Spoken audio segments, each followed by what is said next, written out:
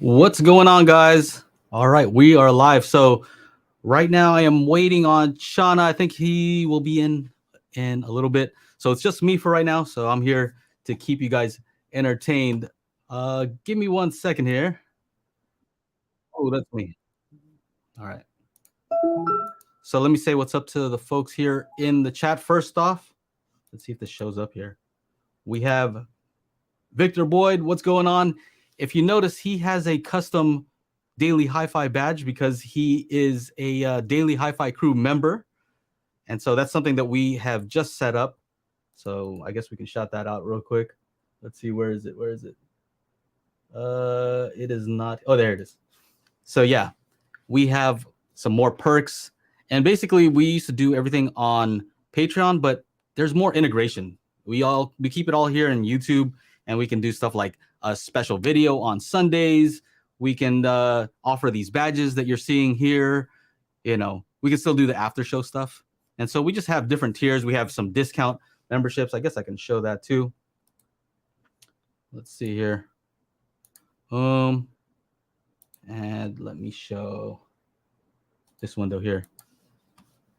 So yeah, basically we have different badges that you can get, and custom emojis. They have the Clipple here, the spatial toolkit, Magic Beans audio, you know, after show. And then if you're a baller, you can do some of this stuff. We have some other special stuff that you can do here. Member shout outs and a once a month video chat. So yeah, thank you, Tim, for setting that up. And we'll be talking about that a little bit. See, got some new merch in. So we're really focusing. Oh, wow. Look at this. You see Darla's? I don't know if it shows up in the...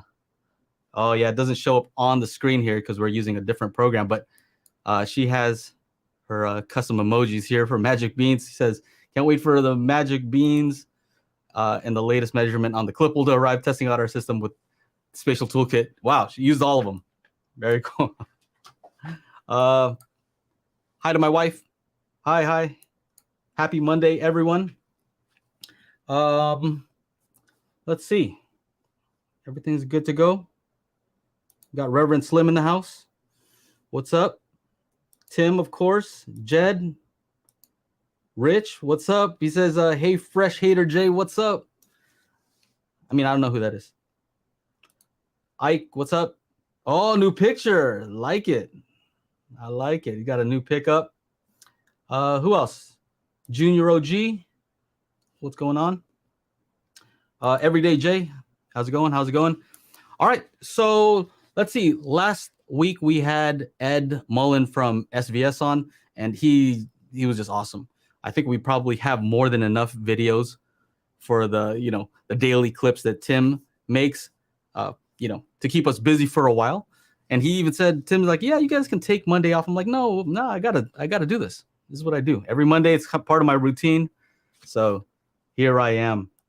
And let's see, I have a few topics here. Yeah, I have some topics that we can get into. Let's see here. First one, I didn't even write anything down.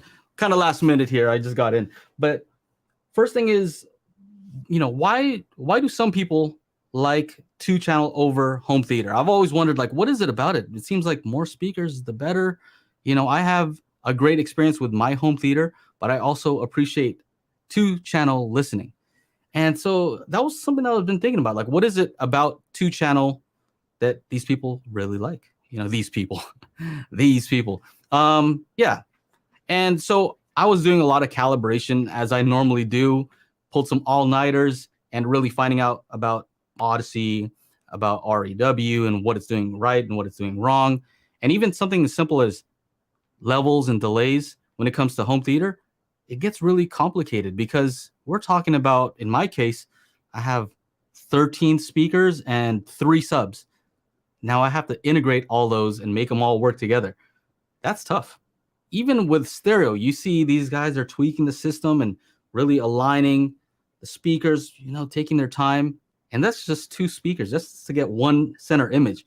You think about what you need for home theater, you got to multiply that out and have a center image for the left speaker and the center, the left speaker or the center and the right, and the left speaker in the left surround and the left speaker in the height. And so Reverend Slim, I know he wants me to talk about his speaker pair section in the spatial toolkit. And that's the reason why he wanted that specifically, was to get good imaging between all of these adjacent speakers. And so I was thinking about that and how really it can get very complicated. Now, my background is, I had an IT business for 10 years. So technical stuff, it's kind of just second nature to me. I kind of grew up with all this tech stuff. But I can imagine somebody who's maybe a little bit, maybe they didn't grow up with computers. They would look at this like, DSP, and then I got to get the Windows app, and then I got to use this REW. Like, what is all this stuff? It's a little bit complicated. And I can imagine that, it may make some people feel a little bit less comfortable. Versus with stereo, it's really just two speakers, right? A lot of times they don't even like to use subs, and so they just have giant speakers, and I think that's a good way to go. I was listening to some 2-channel music, just my 2 speakers, and you really do get a nice center image. If you have it set up properly with good timing and delay and levels, you can get some good depth perception depending on the track. And they're just less to mess with. There's less to get wrong. So that's what my conclusion was that with home theater, there's a lot of places you can go wrong.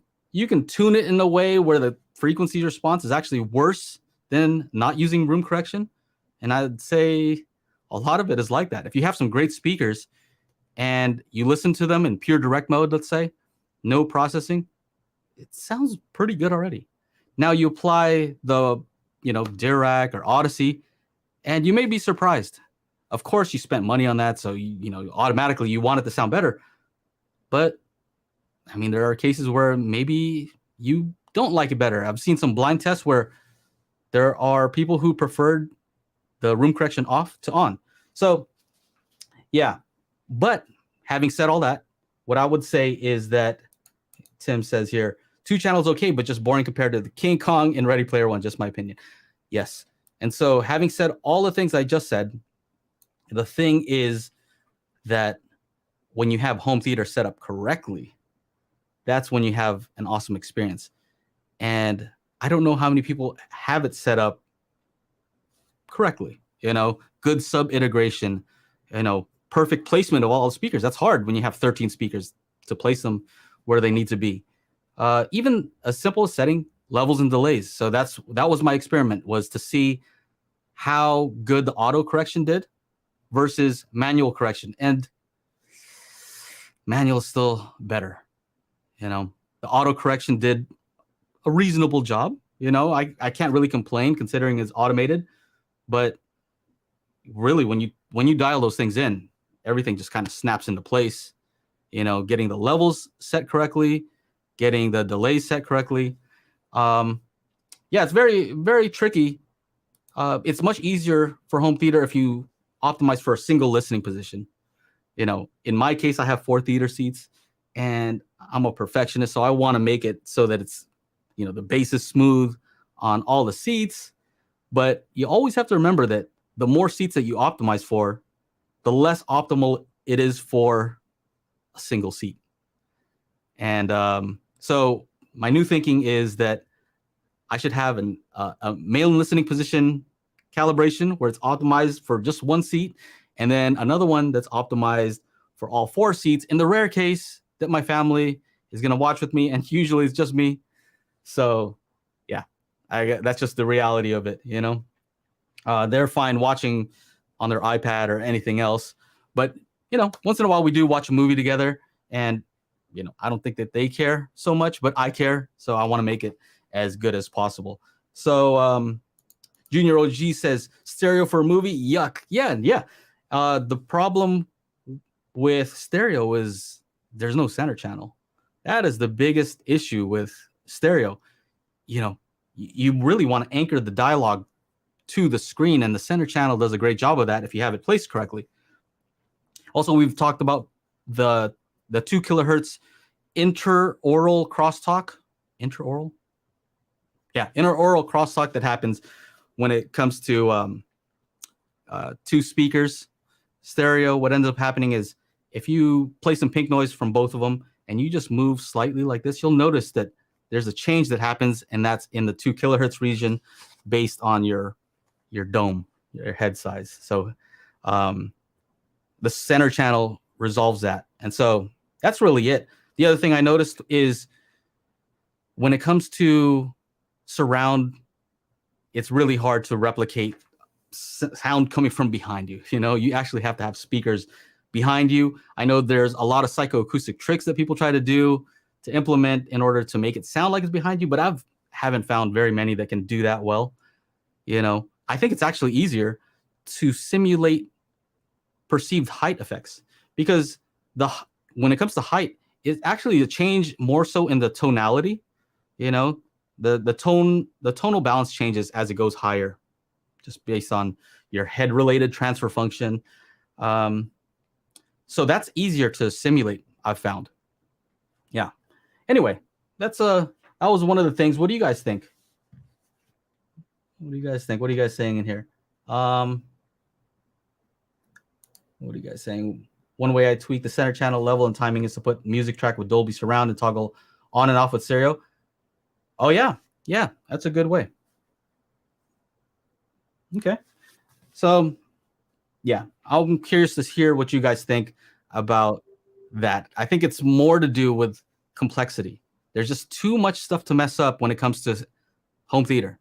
You know, it's really not that easy. So hopefully someone will come up with a way to make that process easier. We'll see. We'll have to wait and see, and actually get better results. I think that's the other thing. It takes maybe 40 minutes if you have a bunch of speakers to do a calibration. There's a lot of things that you can do wrong, so you get a bad result afterwards. And it's expensive, you know. So all these things, I can understand why 2-channel people are just like, you know what, I'm good with the 2-channel stuff. I totally understand. And you can still get a great experience with 2-channel for music mostly, you know. Let's see. I already talked about this, setting levels and delays manually. Yeah, what I found was, there's definitely a difference. If you set your delays and levels with a U mic and use REW and do impulse responses, maybe I can do a tutorial on that sometime, how I do it. But if you were to just double check, you'll find that it's slightly off, and getting those things right, it makes a difference. Yeah, that's something simple that you can do, is double check your levels and delays. I already talked about the memberships. So right now we currently have Patreon set up, and that's where we do our after shows. And yeah, that's worked. It's just that, you know, the whole YouTube thing is just much more integrated. Yeah. So what we're hoping to do is move the people who are our supporters on Patreon over to this link here, and we'll figure out the money part afterwards. What else? So I just recently reviewed the BenQ HT4550, and I really like that projector. It's $3,000. It's a 4 LED light source, and so it's 3200 lumen. It's bright, very accurate out of the box, and has good tone mapping.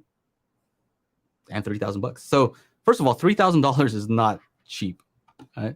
So I think a lot of times we you start looking at these numbers and you're looking at JVC and everything's like $10,000 and above, and so $3,000 seems cheap in comparison.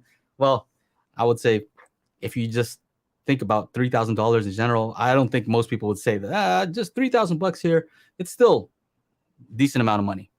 But it was interesting that somebody commented and said, so you're not gonna make fun of the people who don't have JVC projectors, you know? And I'm like, is that something that happens?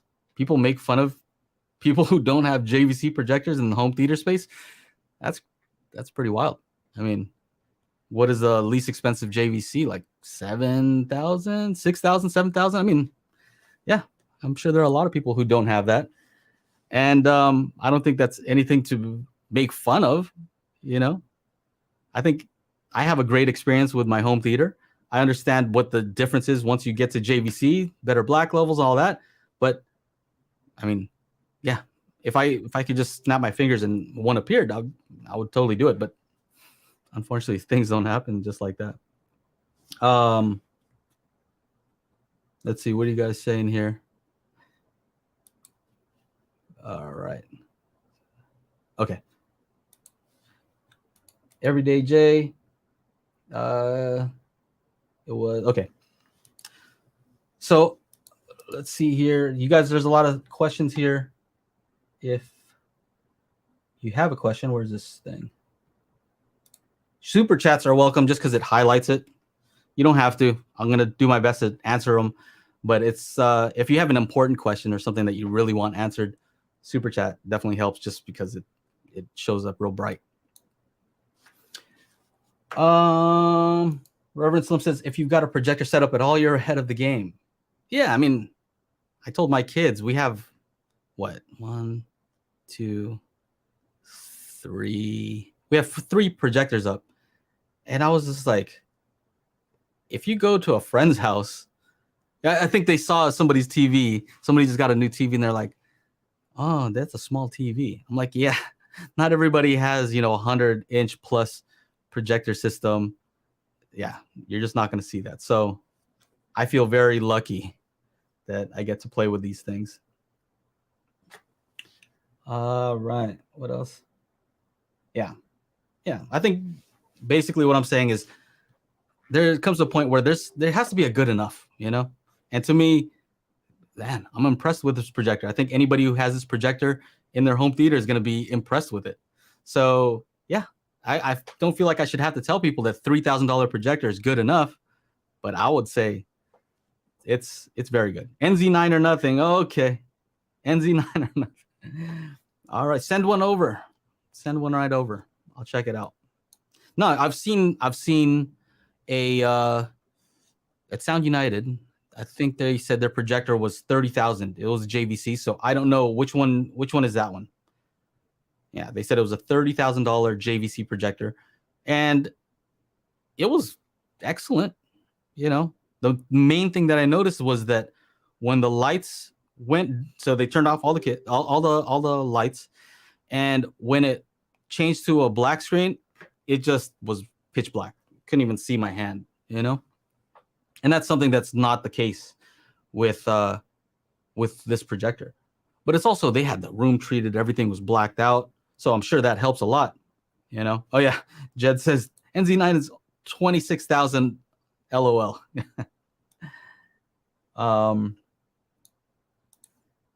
Reverend Slim, I mean, I do all right, but I don't have projector that costs as much as my car money. Yeah. I really like all the merch available. Looks really cool. Just missing one item, at least to me, a mug. All right. Yeah. Juan, Tim is on that. Believe me. He's on that. You wouldn't believe. Ike says, if you haven't seen the $450,000 Christie projector, if you ain't got that, you ain't got nothing. That's right. Yeah, it gets crazy.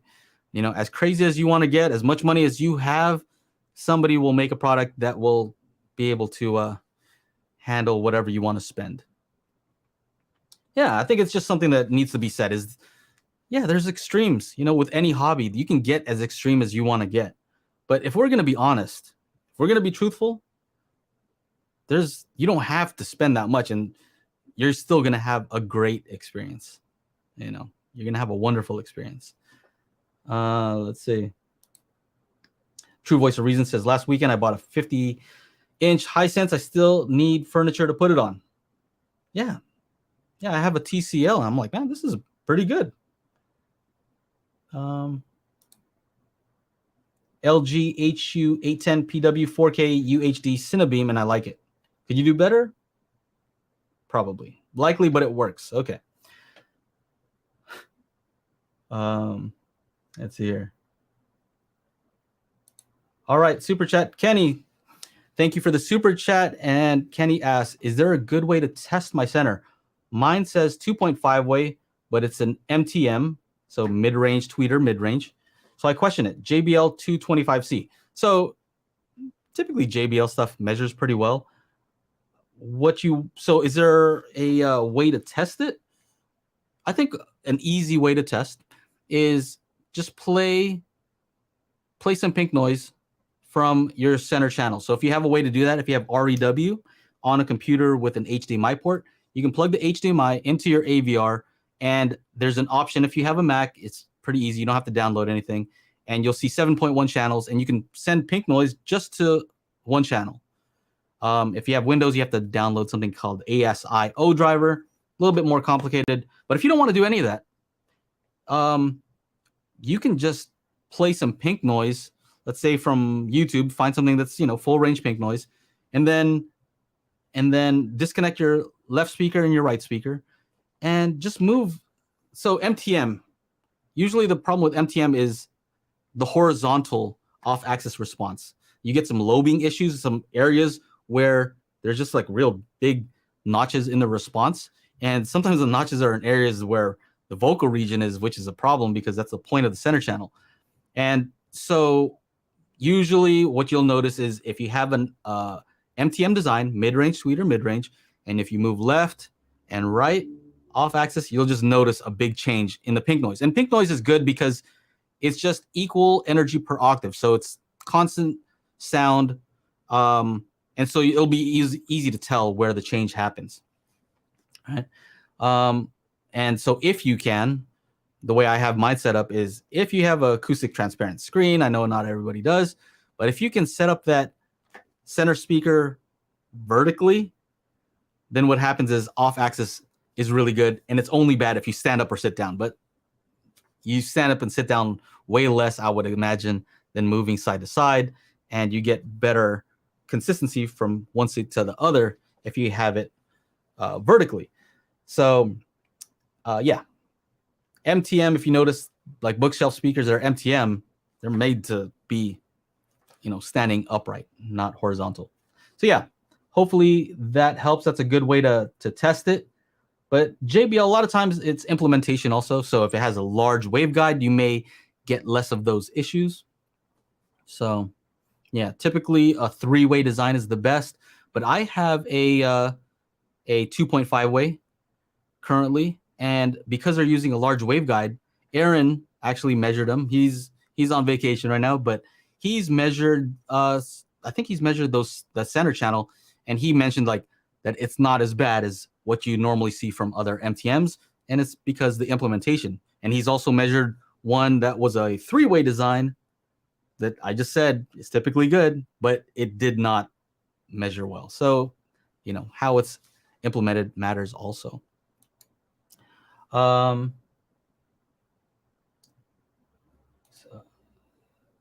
Someone is about to make a video about what you just said. Everyone needs an expensive projector, and cheap ones are crap. I hope not. All right.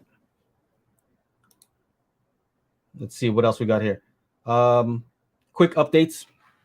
So Magic Beans update. Of course, I have to go there. Nobody else is here, so I'm going to go there. So Magic Beans update.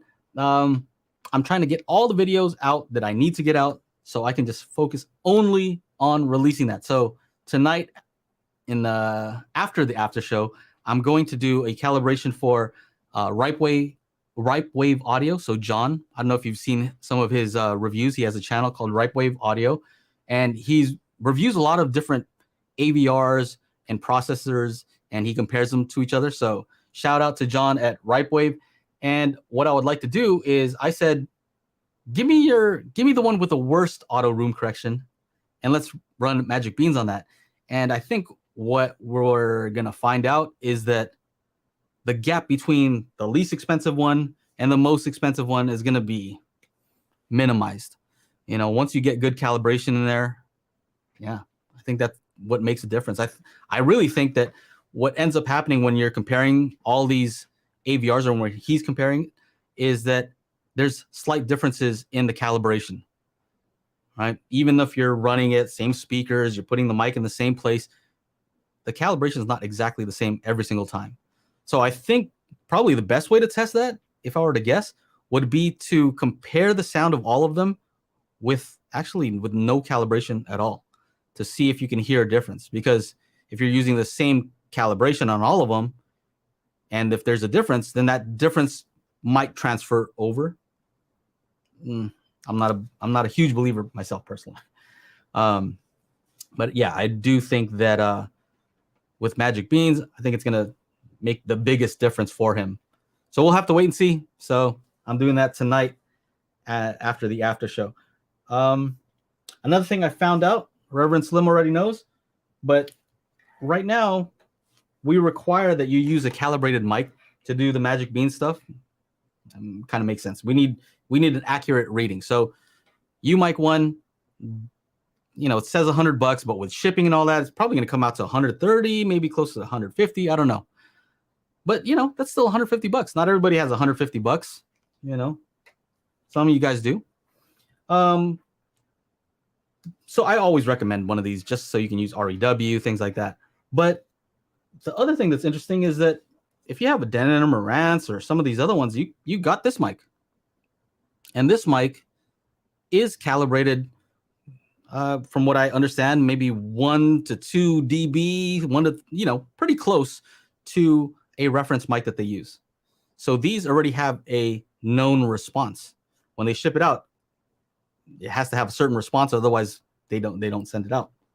And what we're working on today is actually I found a way to calibrate this so that it matches my mic, which might be interesting because if you already have one of these, it might be kind of cool to be able to use this mic for the Magic Bean stuff. Also, another thing is the wire is really long on this.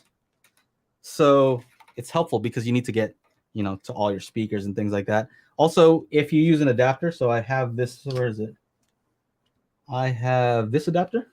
So it's a USB-C dongle, and then you need this other adapter. But with this, I can connect it to my phone and start doing accurate measurements.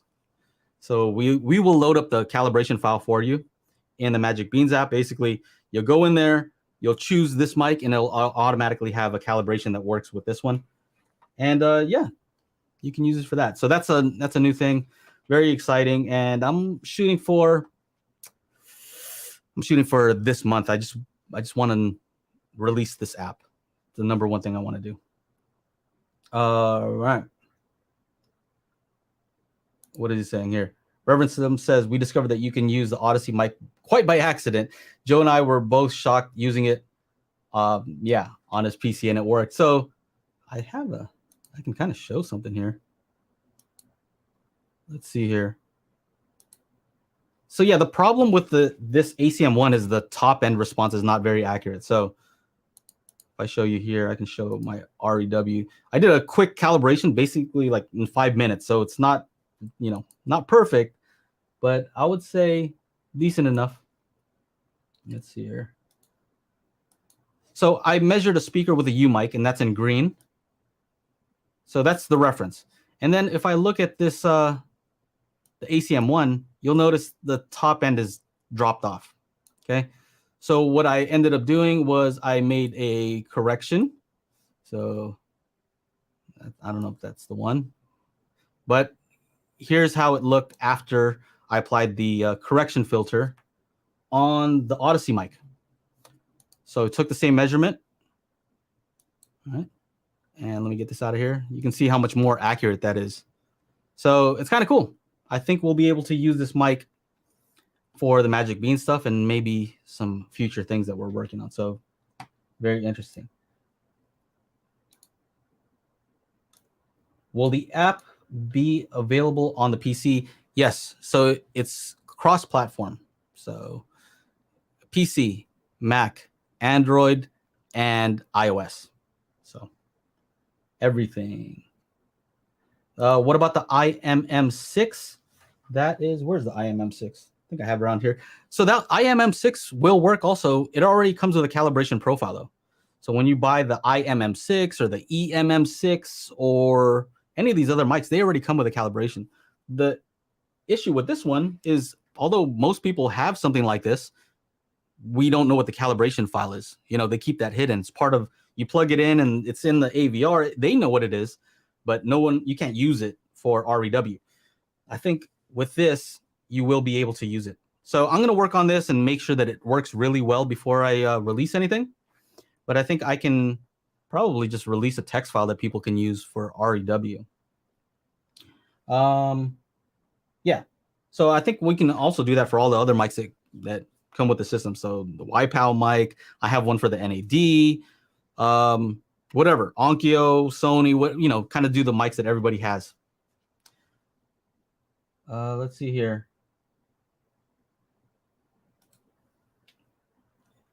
Want to share how crappy the measurement for my cheap monoliths is?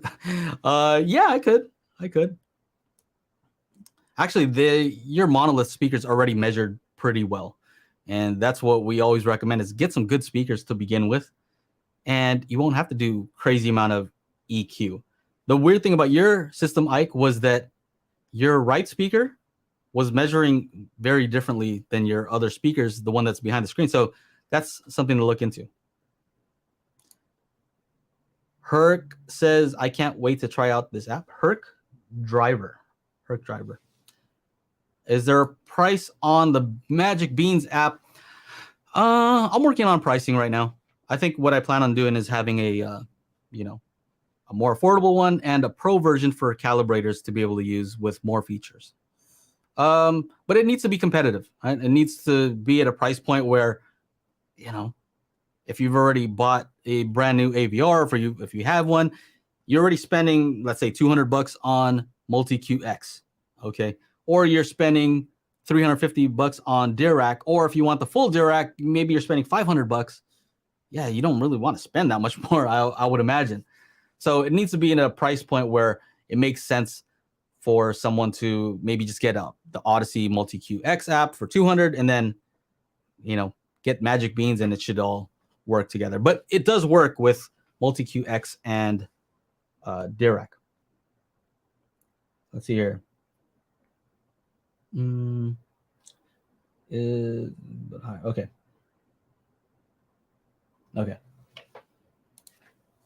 What else we got here? In a bit, I'll go into some questions with you guys. Chana's not here yet, so I was gonna ask him if it was okay to talk about something we're working on. We have lots of different projects going on.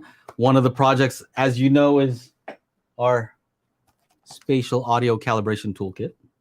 And a lot of people have found use in this, and that makes me very happy. We get a lot of emails and messages and reviews saying, man, this thing really improved my system by a lot. So I'm happy to see that. It's really whatever you put into it is what you get out. So if you put this in, it's not going to automatically make your system better. You still have to put in some work and calibrate your system. Now, one of the issues that we've come across is, for me, I don't like physical media so much. I prefer to, stream stuff.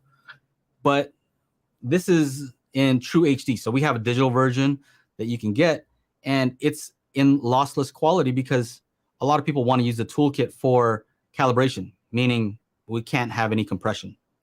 If you're running sweeps or pink noise, the signal in has to be perfect. But we're seeing that some people are like, $100 is a little bit much. I don't want to spend that much. And I hear them, I understand, So for the longest time, I've wanted to put out something that would be less expensive for people, but maybe not have as many tracks on there. So this has 160 tracks. We're considering coming out with a version that is, maybe a slimmed down version. I think the one we're looking at, maybe 46 tracks, or just has some basic tests, but it's not going to have any of the advanced stuff for people who want to do some advanced calibration, the sweeps and the pink noise, which I find very useful. But you gotta make sure that it's fair to everybody who purchased the original disc. The other thing being that one would be, we want to make one that's a lossy version. Reason being that works on pretty much any streaming device. So that's something that we're working on also. Currently, if you have True HD, you can download the digital files, and it'll work if you play it on some Blu-ray players, not some of the Panasonics. It just doesn't play. It'll work if you have an NVIDIA Shield. It will not work if you have an Apple TV. So yeah, I would like something where you could stream it potentially. You know, if you have an account, you know, you buy it and you can stream it to pretty much any streaming device. That would be great. And so that's something that I think we're very close to doing. Physical, you said physical media is the bomb. Is it? I mean, we have a product that's physical media and people buy it. So I don't want to talk bad about it, you know, but you definitely have to be more careful, you know. You have to you can't smudge it, all these things that you have to be careful of that I'm not used to having to worry about anymore. I mean, look, I grew up with tapes. I've used records. You know, VHS, you know, I know about all that stuff. Don't forget to rewind. So yeah, I've used all that stuff. And CDs, you know, I'm familiar with CDs. You know, Bone Thugs and Harmony, the cover, you put the marker on the top and, you know, you can change up the look. I know about all that stuff. But yeah, I think the ease of digital is just, I like the ease of it. Like I did Ike's calibration. Where's Ike? Easy HT Tech over here. I did his calibration on his system, and he has an Oppo, and I was just kind of surprised that switching from one track to the other, I'm like, man, that takes a while for it to switch over. You know what I mean? You play a digital file, boom, you play it, it's playing. You know, no waiting. So that's one of the things I like about it. So the question from Know Nothing says, Joe, would it make sense to sell a toned down version of SAC on something like iTunes or Google Movies? The tricky thing, here's a problem, is it's not just audio. Our toolkit has a visual aspect so you can see where something is moving. And those platforms don't allow you to have Atmos and video. But we do have one. So keep an eye out. Keep an eye out. We do have a solution for that, and we'll be talking about that pretty soon, probably on our own channels. What's this question? P. Nevin 98 says, how do you time align and level dual subwoofers using the spatial audio calibration toolkit? How do you time align and level? Okay. Well, the tricky thing is with subwoofers, typically you have them connected to the LFE channel, which is a single channel. I don't care if it says two sub outs, you know, it's a single channel. And so the workaround for that is to actually plug in your subwoofers to the left and right and play the test tones for left and right. So there's level matching for left and right. And so by doing that, you can play the two individual channels and even mess with the remote and, you know, see if they're level matched that way. Not that you're going to keep it that way, but just so, let's say the right sub is hot by 6 dB. Well, if you have it set up to left and right, if you have a AVR with pre-outs, of course. But if you have it set up to left and right, then you can go into the options and turn it up and even get an idea where they perceptually sound about the same volume. And make note, okay, I had to turn it up by 6 dB. Well, that's about right because the other one is 6 dB hotter. So there's ways to do that simply. Time alignment is a little trickier, but we do have a time alignment, whole section of time alignment where we're playing basically like, I don't know, test tones, like impulses, full range impulses. And we have one where it plays out of the left and the right speaker. So if you're playing a tick tock, tick tock, tick tock, you know, you're hearing that. Well, they should sound like they're at the same time. Tick tock. Now, if it goes tick tock, tick tock, tick tock, well, they're off. And so that means that you have to adjust maybe the delay or phase so that at least they're ticking and talking at the same time. You don't want one to tick while the other one is talking. That means that's it's out of phase 180 degrees, and that means that they're fighting each other. So yeah, we do have tools in the toolkit that allow you to do that kind of by ear. You know, just get it in the ballpark. But of course, if you have REW, then you can really dive in there and get it perfect. What else?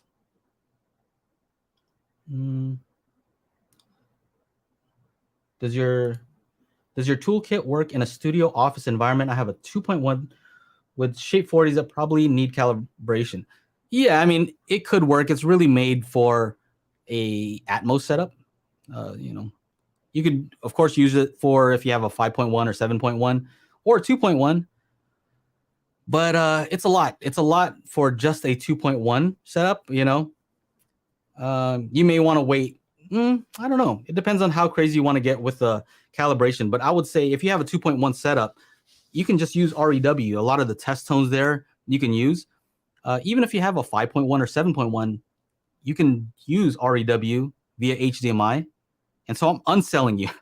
I know I'm supposed to sell our toolkit, but I'm just saying, if you have a 5.1 or 7.1 setup, for some of the calibration that you're going to be doing, you can just use REW and use the test tones through HDMI.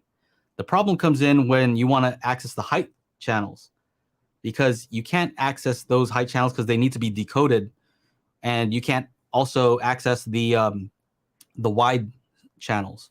So if you have set up 9.1.6, that's when the toolkit comes in a little bit more handy. Also, we do have other types of test tones. It's not just pink noise and sweeps and impulse responses. We have stuff that's useful for any type of system. So yeah, you can get it. Just know that it's maybe a little bit overkill for a 2.1 system. Will you guys create any more video guides?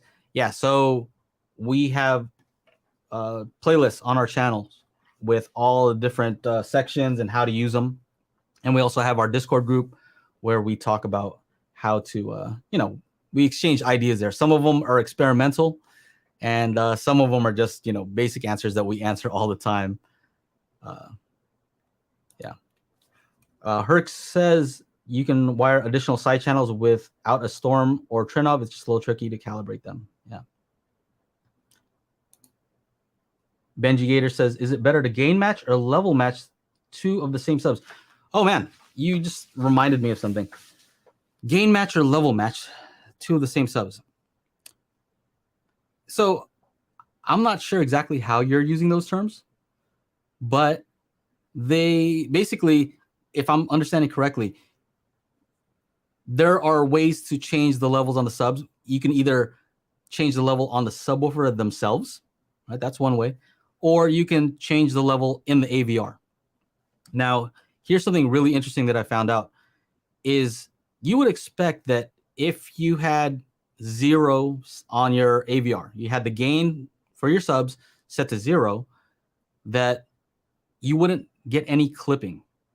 Right? So there's such thing as gain staging when you're setting up systems where you want to set the gain to the maximum amount on the device previous to your next device. Right? So you want to be able to max this previous device, and then when this goes to amplify that signal, it has the maximum range to work with.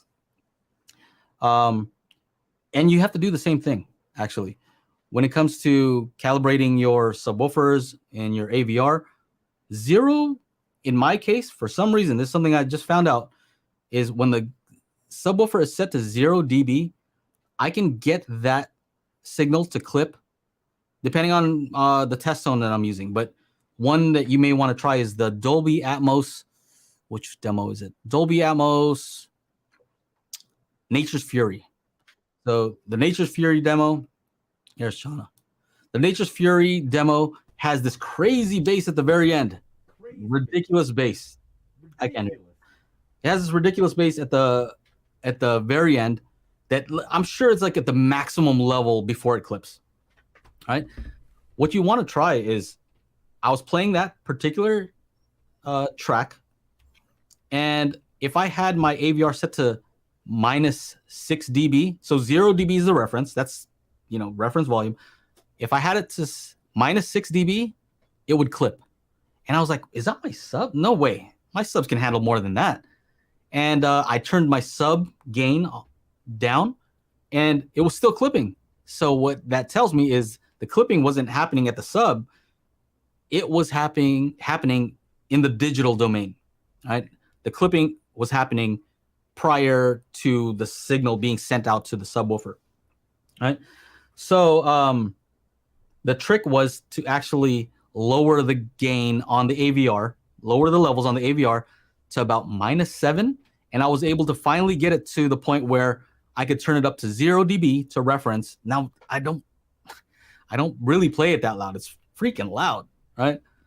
So I don't put it that loud, but I set it to 0 dB and I wasn't getting any clipping, which is only handy when somebody comes over and I want to demo the system and I want to scare them and have some crazy bass and I want them to say bad words.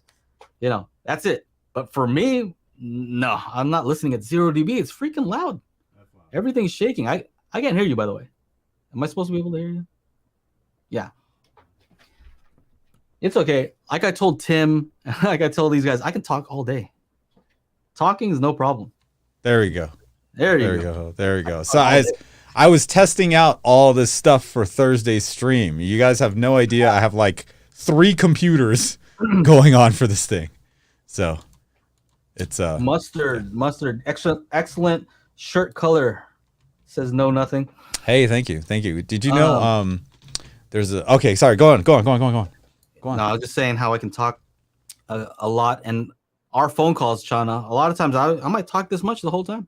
And Chana's just like, playing video games probably.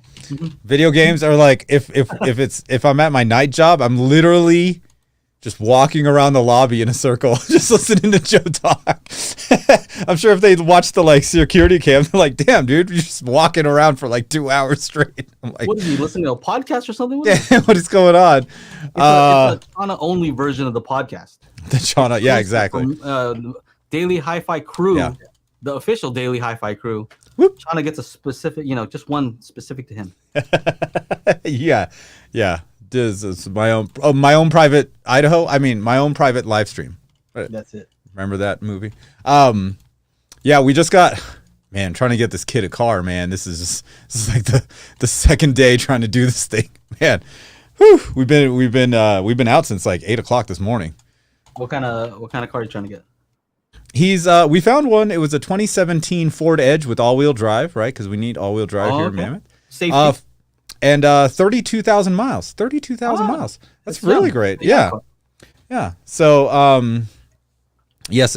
So we're trying to do all that, and then we're turning in these papers. The guy's like, "Hey, your son's pay stub doesn't have his name on it." I'm like, "How the hell does a pay stub not have a name on it?" And we're looking at the scan. I'm like, "Oh, it doesn't." And then he's like, we just got home, and he's looking at some other ones. He's like, "What? My name's right here." I'm like, "Oh, the part he had didn't have this top part." You guys like the part in my video when I'm like, you got to hear if it's moving around the room properly? Yeah, I did. Even and I just got that back from my editor last night at like 9 p.m. So like I totally forgot I said that stuff, and then when I was listening back to it, I'm all laughing myself. And that's also, Joe, why I didn't mention anything about my live stream, because I didn't even know. I didn't have that idea until By the way, last week. I kind of dropped a little bit of info about, the stuff that we would like to do about, the lossy version. Oh, yeah. Yeah, you weren't here to say whether I could or couldn't, so I just went and did it. Yeah, just did it. Do it. Yeah, it happens, you know what I mean? You come in late and I just start talking. CJ, I just got home. My wife asked me if I wanted anything to eat, but we had some awesome burgers, so no eating right now. BB Photo, what headphones are you using now? And when I DJ, I'm using these Denon 9200 HDA or some nonsense like that. I used a Pioneer HDJ X10 or something. I don't know. They're like $350, but like I would not use any hi-fi headphones for DJing because those things get beat up. I've dropped those things like 24 times and they still work, and they still are solid. That's pretty much it. Like I said before, don't mix the two. Don't get the pro audio stuff for your home theater. Don't use the home theater stuff for the pro audio stuff. Just it's separate for a reason. For reasons. All right. Let me get into this real quick. The mustard shirt. I'm glad you guys like my shirt color. It's awesome. I'm practicing something new that I heard about. So you might see me in a little bit more red, yellow, orange, rust colors. We'll talk about that later, Joe. What? Yeah. Why is everything got to be a secret? Like everything got to be.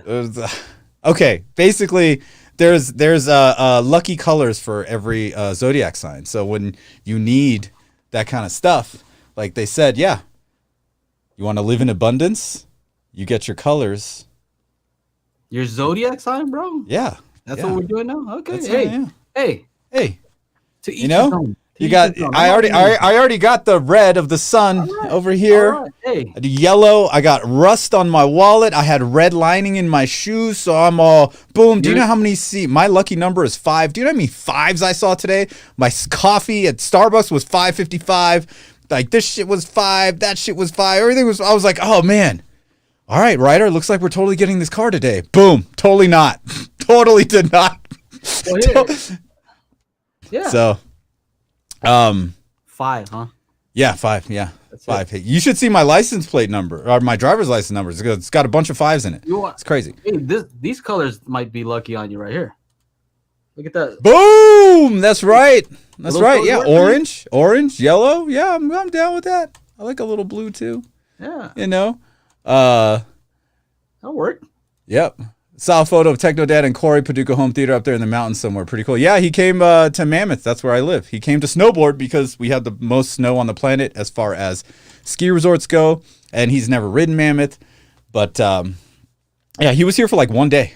And so we hung out. It just happened to be a Monday. He was on the show. 5.55 for a call. I know, dude. Like, really? We also needed a place to hang out for like hours. So I guess that was my rent for the 3 hours we hung out there. Wendell asks, how do I get a Daily HiFi shirt? And the answer is, you go here. Nope, that's not it. That's the wrong one. You go here to shop.dailyhifi.com. So you want to get a hat, you want to get a snapback. You know what I mean? I know. I have a hoodie on the way. Yeah? I got a hoodie, a zip front hoodie in blue. Yeah. Yeah. So shop.dailyhifi.com. I'm dropping it in the chat right now. Just FYI. Okay. Good idea.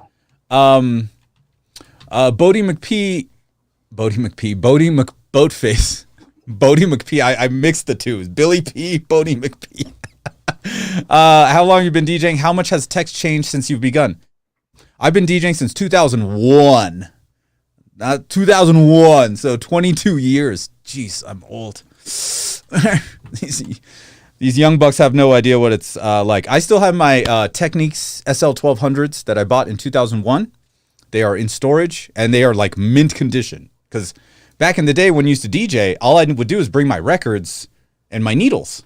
So the needles are all messed up. I would have to get some new ones. But DJing's changed a lot, man. I would only take 40 records with me.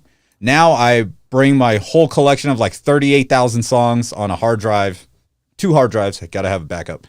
And then that's it. One thing I did try out, Joe, was these new do I have them here? No, they're upstairs. These new XLR wireless adapters. So it'll take any dynamic microphone and make it a wireless microphone. So it's just yeah. Hold on a second. Weren't you clowning me because I said, hey, you bought like some super expensive Sennheiser, wireless mic. Yeah. And I'm like, I would probably just do this so I could use my existing mics. It doesn't look as cool. No, it's very bulky. And then as soon as the wind kicked in, started cutting out. I'm like, man, I paid $200 for this shit. Oh, so you can't have that though. Not for anything mission critical, but what I really wanted it for, so it was happening during the wedding ceremony. Okay, guys talking, wind is going, sound is cutting out. I'm like, shit. Luckily, sound cutting out, not the wind hitting the mic. It was the signal was being cut every time the wind would. My DJ friend, it was a locals wedding. My DJ friend was in the crowd. He's like, every time I heard the flag whip from the wind, the audio was cutting out. I was just like, That's okay. So just buy the expensive one. Well, no. Well, what I ended up doing was I had a 50-foot XLR ready to go just in case anything was messed up. And the bride wanted wireless over there, and there's no power, so I can't just use a regular wireless situation. So what I ended up doing was I just threw out the cable, walked behind the groomsmen, walked right up there. I was like, hold on 1 second. I took off the mic, unplugged it, plugged it in, put it on. And then the guy's like, you know, he was actually talking about some Bible verse about passing a baton. And he's like, we're passing a baton right now. And he worked my mic swap thing into his thing. Everybody chuckled. I got out of there. Hey, that's good. You know, Humor remember fits the line. you were talking about this thing like, yo, we're professionals. Anytime, like I had 150 people watching me that one moment, boom, boom. There you go. Continue. And you know, you just, and then I'm out. Meow. I'm out. That's what you pay me for, huh? Yeah. That's what they pay you for. I stay calm. Anyway, so Bodie, a lot of stuff has changed. But one thing never does. You got to keep those things connected up via wires, bro. Like it's like, you know, you just got to keep them connected with wires. There was one. So the other reason I got it was for my third speaker, right? It's usually far off for when I have to do cocktail. It's like 50 feet away or whatever. And this transmitter and receiver works not only with microphones, but also line level signals like coming off of a PA. So I was able to not have to connect up or tape up 30 feet of cable for the other speaker. And since that was kind of in an enclosed area, the wind wasn't an issue. So if it's indoors, they work awesome. If it's outdoors, use at your own risk kind of thing. So that's what I learned this Saturday or last Saturday. I did bring my drone and I flew it around to show the setup and everything. Oh, it was a beautiful location about an hour north of here. So yeah. Whew. So yeah. John has definitely changed his dealer. What are you talking about? What are you talking about, Ike? I go to the same weed shop every single time. What are you talking about? That's why I asked about both. Hey, all right, BB. Hey, you guys. Just so you know, this Thursday, 5 p.m. Talk about that. This Thursday. All right, here. Link, please.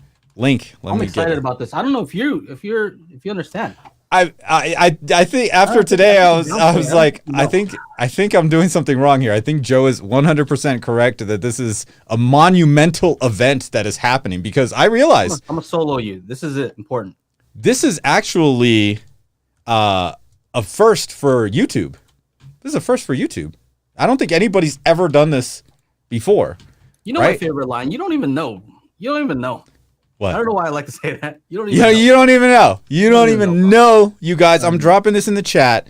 Let's see. What should I say? Oh, live Atmos Mix Thursday, 5 p.m. Pacific time on Techno Dad's channel. Tell us what it is.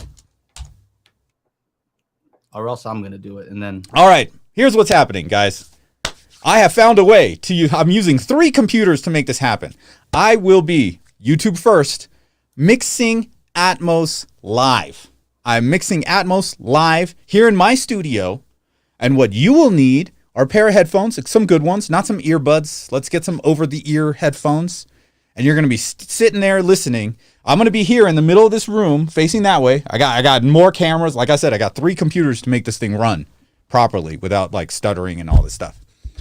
And basically what's going to happen is when I move a sound up and down, you're going to hear the sound in your headphone go whoop, whoop. I'm going to make a sound go behind you, to the right, to the left, all over the place. And you're going to hear all of that happening in real time. What? That's what's up. That's what's up. Yes. Will it play through AVR? No. You don't want to play through AVR. You want to you can watch on your laptop, but you need headphones. And yeah, so I will be, what are these things called, Joe? Let me see.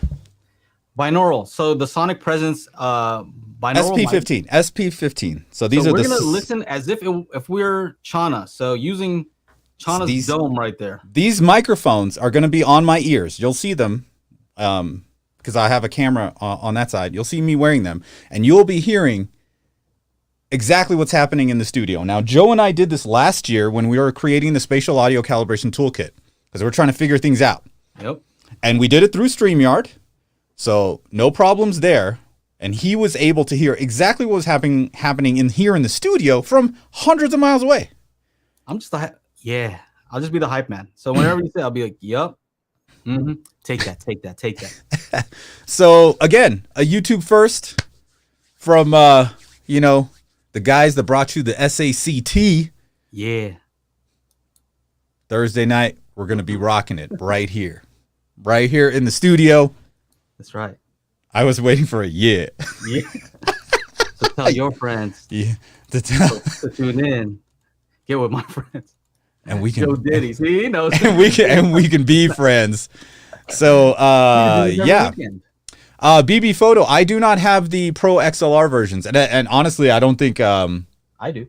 You do. These are the USB-C, but it all works. So this PC, this camera won't be here, but this PC will be showing the screen capture from my computer, my laptop. Laptop one is going to be running Atmos and Atmos only, right? If I try to stream from it and do Atmos, system overload, not enough input, right? You need a new button on your thing that says World Premiere. World Premiere, yeah, right. World Premiere. And wait, I haven't done this one, and you know why I have to do this? It's because Danger's my middle name. You know what I'm saying? That's right. So yeah. Tell your friends. Tune in. I dropped the link in the chat. Here it is again. Make sure you just go set a reminder and make sure you have some good headphones. It's going to be really cool. I got a brand new track. I got the actual stems from this new deadmau5 Cascade track, and I'm going to show you guys exactly like how we can manipulate the sounds and how we can move them and how we can make combinations. Like I have one sound going this way, the other sound going that way, and to make a fully immersive thing, right? Now, of course, hopefully I can get through 2 hours of it. I'll probably do a lot of talking, answering some questions along the way, of course, but there's no way in hell, just letting you know, that it will actually finish mixing the song in 2 hours, because it usually takes a few weeks. And I already did some prep work too. Prepped it up so it's like ready to go, and I already have an idea of which sounds I want to go where, but I'll kind of like, I'll take some suggestions from you guys and we'll do some experimentation and all that kind of stuff. So I'm super stoked about it. And second laptop 2 is on the left hand side, and that's going to have a webcam. And then to control the stream, I have my old 15-inch touchscreen monitor on my table behind me, so I can look at the chat, put up comments like Reverend Slim's here, and stairwell reverb and edits in no time to die. Yeah. You know what's funny, Reverend Slim, is I think if this stream goes well on Thursday, then we can do that. I can remake a shitty Atmos scene live in Atmos for you guys. And the best part about Thursday is, whatever we get done on Thursday, I'll bounce that out. And so the replay will have a link to the download of the Atmos that we mixed that day. What other home theater YouTubers doing this? None of them. You know why? Danger's my middle name. Nobody can. Dude. Honestly, bro, that's super exciting. I think that's innovative. I think it's awesome. I think people will enjoy like hearing what happens. Like, hey, can you move that sound and play it over here? Yeah, we'll do it right now. Yeah, sure. This is how it sounds. I do that in my good? sleep. Nah, it doesn't sound good. Can you move it over here? Yeah, let's do that. I mean, there's probably going to be a point where I'll spend like half an hour doing one thing and be like, I don't know. That kind of sucked. Let me try something else. And this is where like when you hear like they did No Time to Die, the Atmos mix in 2 weeks, it's like, dude, it takes me like 3-4 weeks to do a 4-minute song. Of course, like I said in my video today, BB Photo, if you want to see my setup, check out my video from today. I actually have a video that I tested. I sent it to Joe. Did you check it out, Joe, or no? Not yet. No, I just got home and I set you this got up, home. but I will. Yeah, no worries. Yeah. Definitely No, it worked. And the new webcam, dude, this webcam is awesome. The one I got over here, Like, forget Logitech. If you guys want a webcam for like any kind of like conference calling, dude, it's got an AI cameraman. The shit follows me around. What's the brand? What's the brand? Oh man, I gotta get it on Amazon. Is it I'm trying to look what I have up here. Nah, you don't have it, bro. You don't have it. This is way too new for you, bro. What, it follows you or what? Yeah, it follows you. It's 4K. You can do custom what is this? Custom ISO, white balance, all that stuff comes in an app. Lumina 4K webcam. This guy. Yeah, it's a little pricey, but share screen. So I said Insta360. I've seen an Insta360. It looks pretty good too. This guy right here. This thing, and it's tiny. This thing is tiny. It looks big right here. Oh, That's what she said, but it's tiny. All right. Okay. Right? I just have to mute the microphones. You can do blurry background, all kinds of cool stuff with that guy. I have a webcam that does the whole following thing. Oh yeah. We let Gracie use that for her school stuff. Oh yeah, that's a good idea. I mean, this is my webcam. It's not bad. Mm-hmm. Yeah. But yeah. Cool, man. Dude, that's exciting, bro. That's really really cool, and I think people are gonna learn a lot about the process, and we'll see. We'll see how it goes, because a lot of the stuff that I think that you've talked about is gonna make more sense when somebody's like, "Oh, I see what he's talking about." Yeah, I see why the speaker may be not optimal if you place it in a different place, and stuff like that. Yeah, of course. Experience. Of course, I will be hiding my trade secrets, because there are some secrets. There's a whole lot of stuff Joe and I found out while we were doing this. So all that cool stuff, the secret sauce, you guys aren't going to see that. Do that later. It says, Tim is saying that you're loud compared to me. Do you still have your auto leveling on? Who, me? Yeah, because you might have changed that when you're doing your testing. I didn't use this microphone at all. Oh, you mean in StreamYard? Yeah, maybe. Yeah. My audio is. Oh, there we go. Okay. I have echo cancellation on now. See, a lot of tiny little settings, guys. There we go. But yeah, so tune in. Tell your friends. I posted it up. I'll post some more in like the Facebook groups, because I'm sure there's gonna be a lot of hate. Oh, you can't do that. Most on YouTube. Ha! You can't, but this guy can. You know why? Danger's my middle name. That's why. I'm Techno Dad, bitch. Yeah. Right? Yeah, man. Yesterday I had the pleasure of talking to a guy who works at Harman. Oh yeah. And Floyd Toole. No, I did. It was his birthday the other day. I told you about that. No, but it's another guy who works at Harman, and he's working on his master's degree in acoustics. Awesome, dude. Like, and what's interesting is like we're kind of doing the same things. The things that I'm working on is the stuff that he's interested in also. And so, qualifications, yeah, it's good if you want to work for Harman. I don't personally want to work for Harman, but I would like to be able to talk to the guy who works at Harman. So, yeah, see, this guy knows. BB Photo. How do you know this? How do you guys know? That's crazy. But that dude is awesome. He's like, at the end, he's like, man, I think we're going to be best friends. I'm like, yeah, man. Yeah, we're into the same stuff. It's just crazy because when you're into a niche thing like DSP and even home audio, home theater, it's very niche, right? Right. And so let's not a lot of people to talk to. Let's not be like all the YouTube gurus and stuff, okay? It's pronounced niche, not niche. Because they always like to say the riches are in the niches. No, you sound like a dumbass, bro. Niche? You wanted me to say niche now? It's niche. That's how you pronounce it. It's niche.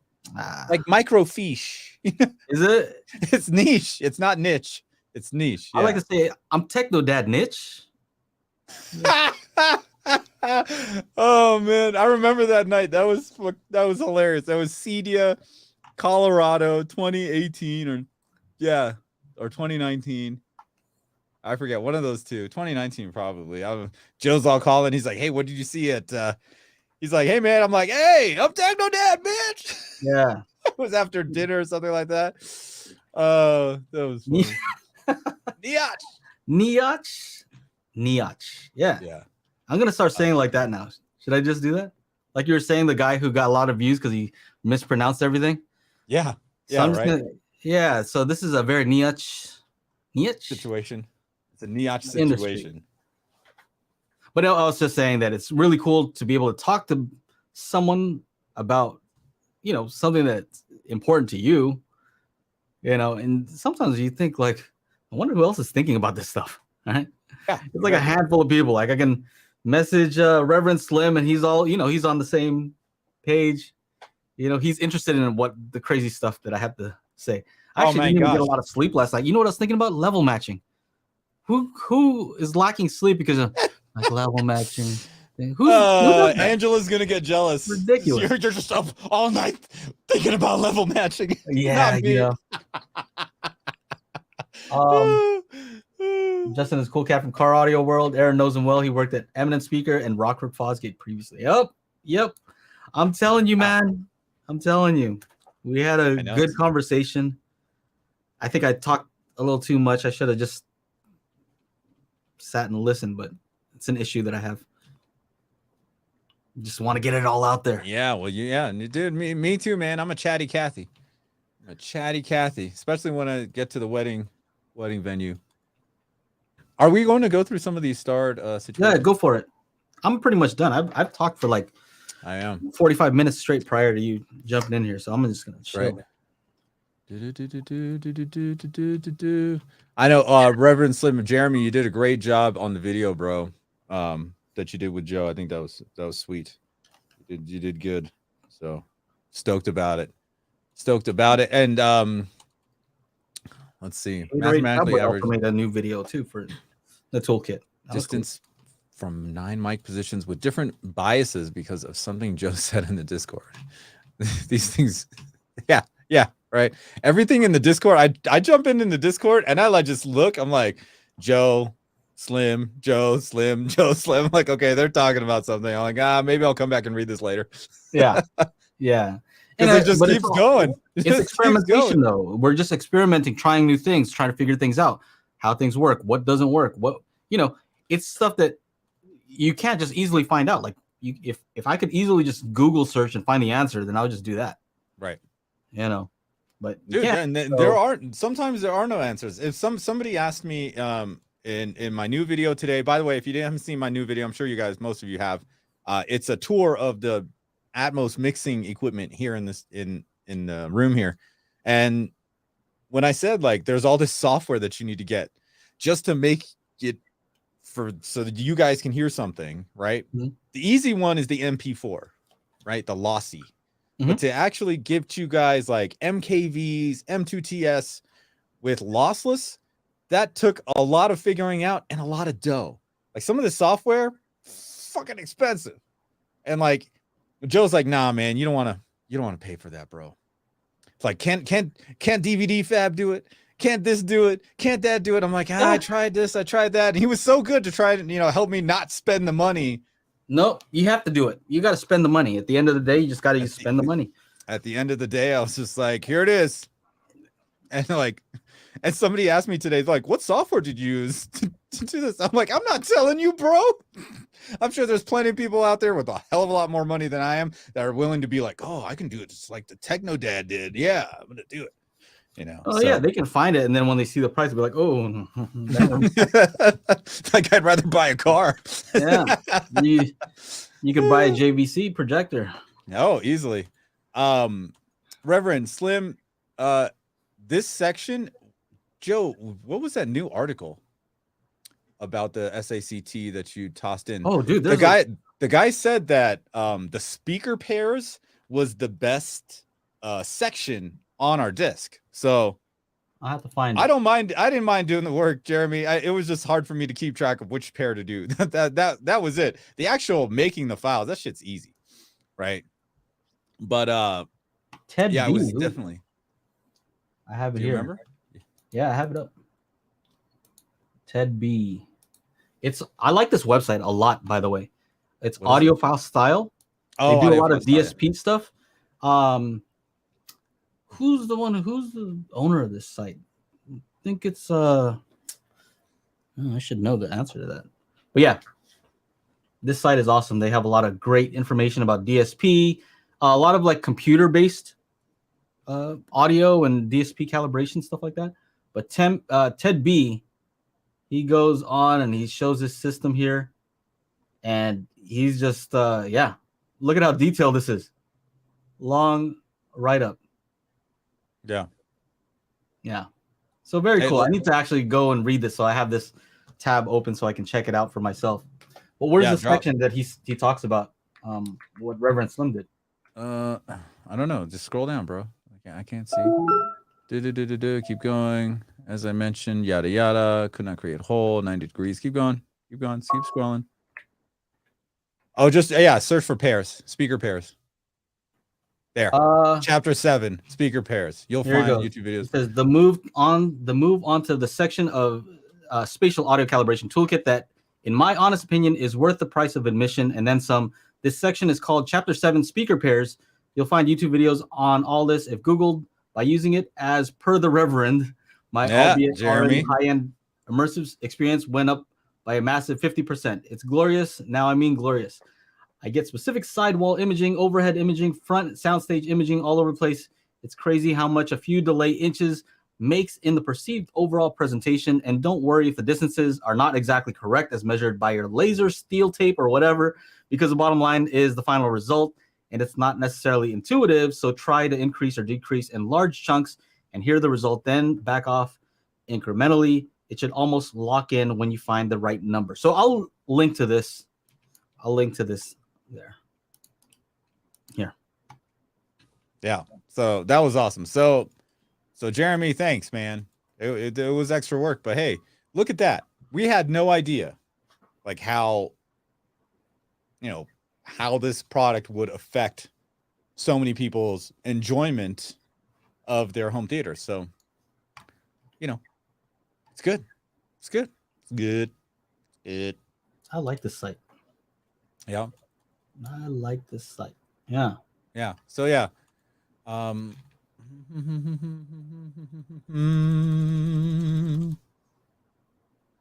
it say anywhere here who it is? Who owns it? I don't know. This site? Yeah. Chris Contreras asks your thoughts on the new line of Klipsch subwoofers, and are they comparable or better than the SBS? We have a video from 2 weeks ago when Corey was here, and he has both in his shop. And check out that video because I haven't heard the Klipsch myself. He did say that the new Klipsch subwoofers, the amplifiers are redesigned, the cabinets are a lot bigger, so they are pretty comparable to the SVS counterparts. But go watch that video. I think it got uploaded a couple weeks ago. But yeah, he's got all the information, and it's on one of our things. BB Photo says ask Justin to send you his binaural stream train, fireworks, and Tahitian acapella music group recording. Good shit. Chit. So yeah, for sure. Maybe one day I'll ask him if he's willing to be on, because yeah, he knows his stuff. I looked at his LinkedIn. I'm like, dang. It's just like if I looked up all the keywords that I would want to look for in someone to know about DSP, like he has every single one on there. Yeah. I told him to. I'm like, dude, this is ridiculous. Awesome. What about the Perlison D15? I've done a photo shoot with it, but I haven't plugged it in. So, going back to kind of like what Joe's so hyped up about, me doing this live stream where you guys get to see like what I do when I'm mixing Atmos. Honestly, and I'll level with you guys, and I'm sure you already know I don't pull any punches. I'm getting kind of bored unboxing shit. It's fucking boring. Unboxing stuff. Yeah. I make it look cool, sure. Some slider. You're getting spoiled, man. You're getting spoiled now. It's you're boring, like, man. A package comes in, you're like, oh no, not another $4,000 subwoofer. Like, get this out of here. It does get tiring after a while though, because your first sub that you've ever had, that you've never had a sub before, and you're about to put your first sub in the system, it's a big deal. That's a big deal. Yeah, your 50th one. You're like, oh. When it's the 8th one that you don't even need to put in your system, you have to take out the other one to put it in. Not as exciting. I know. I have to move the 2 rels to get the per listen in there. And that video, the per listen video, won't even be on my channel. That's gonna go on the Dream Media channel. But I'm gonna make something fun. I'm definitely gonna make it fun, and I'm gonna, because I'm the music producer out of the group. I'm gonna have a different subwoofer demo, and I'm gonna use that same subwoofer demo on all the subwoofer videos and all the subwoofer comparisons. And if you guys have seen my SVS PB4000 video, you guys would remember this girl right here. Oh, right? Oh, yes. This is the I'm gonna pronounce it weird just for you. Is the that the Moog. Moog? Is that the It's Moog? the Moog, not the Moog? Moog. It's the Moog. Get in the chop. It's the Moog. Okay. Not the Moog. It's the Moog. But yeah, I will be making some new custom stuff because what is everybody? Oh, whoops. What's that? Sorry. Just says that all the historical pronunciation has been niche, and that niche is a relative newcomer. Oh, if you're coming with British, it. are you British? Oh, Are you British over there? I am. Sorry. I am part British. My dad was 1/4 British. Okay. You wouldn't believe it. He is. So very, you very say light niche, skinned. and I'll say niche. Niche. Yeah, why you got to be such a niche, Joe? But yeah, so I know everybody on a subwoofer review video, they put on Live Die Repeat, you know, they put on what is it, Quiet Plays. Oh, Fury, the tank scene from Fury. Come on. Can we get more original? So yeah, I'm gonna make some brand new stuff that's gonna work out the subwoofers on the Moog, and I'm gonna use that for all my subwoofer videos. Dude. Still, yeah. You sent over this keyboard, right? And on Logic, they have all these like different instruments you can use. Yeah. And some of them are pretty crazy. Like you just, you can change the octaves on here. So you just put it to the lowest octave and you start playing these. I'm like, whoa, that's crazy. Yeah. Yeah. Yeah, man. When you get into actually making the sound and having that knowledge, like why should I lower myself to just using movie soundtracks? that's whack. Whack. Niche, you say tomato, I say tomato. Oh man. Oh, that's great. That's great. What else do we have here that's starred? Let's see. Ted B actually hit me up on AVS asking some questions and asked permission to post the instructions. Oh, okay, cool. Right on. Yeah, do it. Do it. Yeah, at first I didn't really want people to be posting, the instructions and all that, just because it's a work in progress. Still, I can go in there and update it. And at the beginning, there's just too much to deal with. So I didn't want to deal with people criticizing, oh, why are you doing this? I'm like, just deal with that. 100%. All the haters are going to come out when I do this live stream or when they watch it on the replay, because they're going to watch it because they have nothing better to do. They're going to be like, oh, they well, you don't, stuff, bro. They love it. They're like, oh, why'd you mix it like that? You don't know what you're doing. They love it. They love it. Shout out to the haters. You gotta, they help your channel grow too. If people aren't hating on you, you're doing something wrong.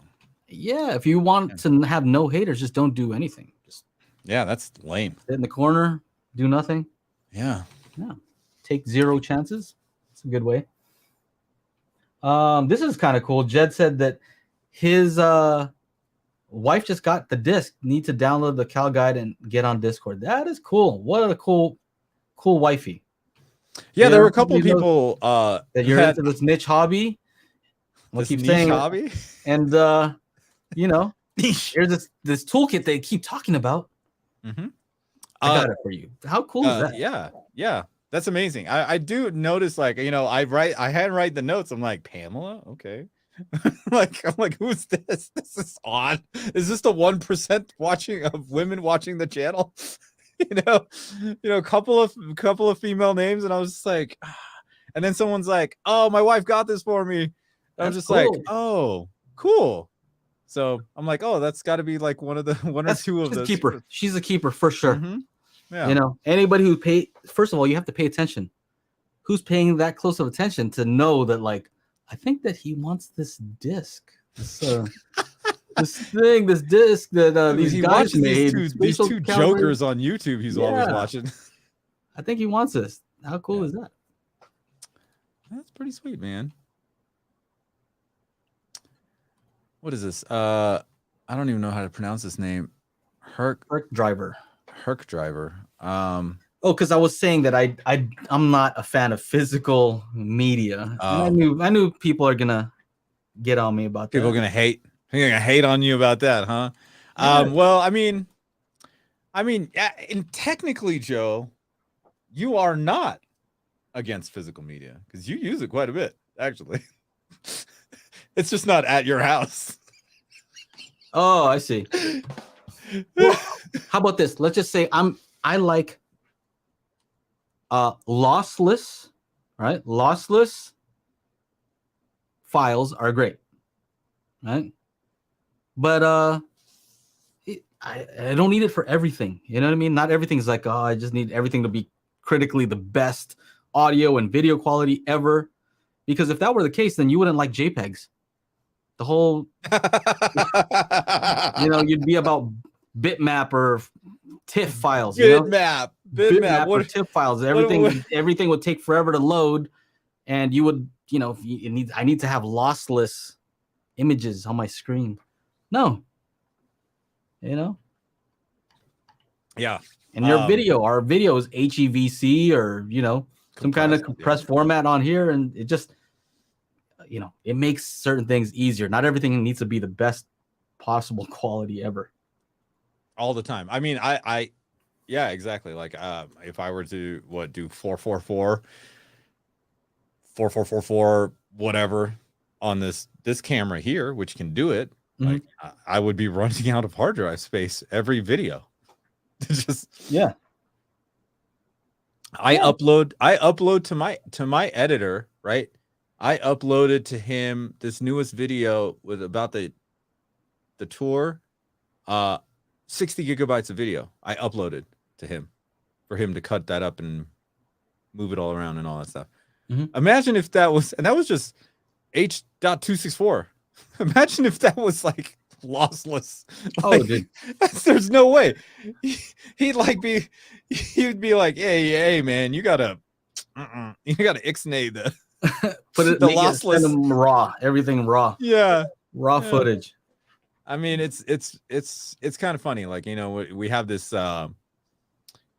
this resolution war. Oh, we got the 8K TVs. When are we going to get any 8K content? Like, I'm sure there's some studios that wouldn't mind investing. I mean, half the time they're probably just renting the equipment anyway, Red Dragons and all that kind of stuff. Cameras that'll, 8K sensor, 8.6K sensor, 10K sensor, and then, 40 bajillion, $20,000 hard drive. They got a lot of those. Okay, so about this physical media thing. All right. If you could wait, hold on. How many do you have? Keep it up there. 877 Blu-rays, 296 UHDs, and 0 UMic 1s. Ah! I'm always teasing them about that. Is it that one, or is it a or is it a it could be all three. It could be all three. All of them. We love you, Jeremy. It's all good, bro. GoFundMe. Can we do a GoFundMe for Reverend Slim's UMic? Please. Yeah, so okay, if you could pay a monthly service and kind of like a Netflix type of deal. Look, it's everything was lossless. Everything was lossless. Yeah, I'm listening. You're just streaming pure like a pure rip from a Pure Blu-ray. raw. You know what I mean? Just Pure raw. Yeah. if you could pay for that, Bit for bit. would you still want to have your physical media? Where are all your CDs? Do you have all your CDs that you had when you were growing up, or where are they? You still have them? You still have every single one? No, man, you know what? What happened to them? They either got scratched or lost. Scratched or lost? But if there was an easy way for you to just get it all on a computer forever, put it on a server, forever is there. Uh-huh. Do you I've done that, bro. I've done that. I'm remixing this new song, right? Song from 1998, this old trance track. You cannot stream it. It's not available anywhere to stream.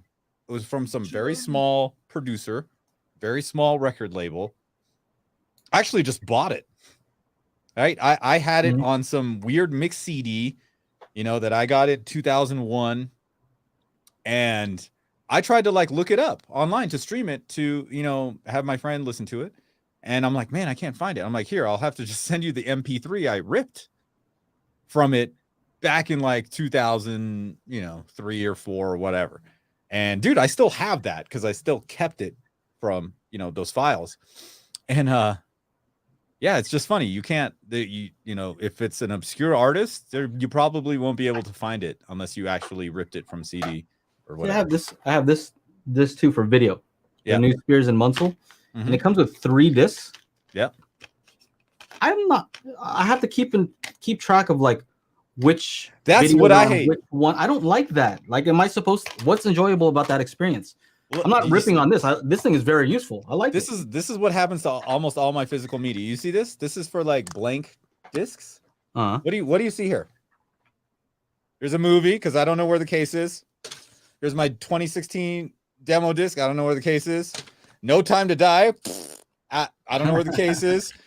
Lucy. I don't know where the case is. So this is why I like to have the Zapidi or Zidu or whatever, and just rip it all and then stash the discs somewhere. Because for me, it's oh, I'm all lazy. I go to watch a new movie and I'm like, oh crap, there's a movie in here. Oh, I'll just put this in that case. And then you play the movie I want to play. And then when it comes time to try to find the actual movie that, should belong in the case, I open up the case. I'm like, shit, there's a different movie in here. That's always been my thing. I just don't know where the damn disc is. So that's why I like ripping everything. So it's bit for bit. And then, if I want to watch it here or watch it upstairs, it's available. Convenience, right? It's just convenience. Convenient. So I understand that, if it's between a physical media and lossless, or you can stream it and it's going to be less quality. Well, if you spend a ton of money on a great TV, great projector, you have a great sound system, well, you kind of want, the source content to be as good as possible. I get that. If I'm watching on a TV or on an iPad or something like that, I don't care. But if you could have both, where you have the best possible quality, streaming, convenience, all in one, to me, that's going to be a game changer. I think a lot of people are just going to rip their Blu-rays, put them on their local storage, and then not buy one ever again. They're going to subscribe to a service that can do this. And the only physical media that they'll have is probably the stuff that they already have. I'm sure there's going to be some people who just like to collect it and put it in their shelf. Right here. Right here, the back wall of his room, doubling as a makeshift diffusion. I love That's what people used to do with books too, right? So people would buy books, and then you have a shelf. So when somebody comes over, they can see how smart you are because of all the books that you've read on the shelf. Wow. Now I just have them all on my Kindle, and then I'll read a book, and when I'm finished, I throw it away. Or I'll share it. I'll give it to somebody else. I mean, I like the fact that when I buy a disc, and I just bought a couple, some new ones came. I think, what was it? The one big movie everybody's talking about. I don't know. It's not here. Oh, the water one. The water one. What is it? Avatar. I mean, look, I got my, look, I rebought this one. What is this? Where it all begins, the Allman Brothers Band. Where does it all begin, Joe? What does it all begin with? I don't know. It looks like a mushroom to me. That's exactly what it is, baby. Yeah. So yeah. Have you watched? You watched the Mario movie? Dude, the Mario movie's awesome. I have that coming too. Oh, he doesn't like mushrooms. He's always eating mushrooms, bro. He doesn't like mushrooms. He just likes the effect. Exactly. It made him grow or shrink. It gave him superpowers or whatever. Spit hot fire. It would spit hot fire too. But they did a great job with that movie. So I have that coming on 4K. Even though I've already watched it, I have a 4K disc coming. Yeah. So I mean, so the one thing I do like about that's what I was trying to say is the digital code, right? So if I'm not, I can just log into my Voodoo and play it, right? If I'm at work, I don't need to have sharing of my NAS configured or anything like that. I can just, boom, go to Voodoo, turn it on.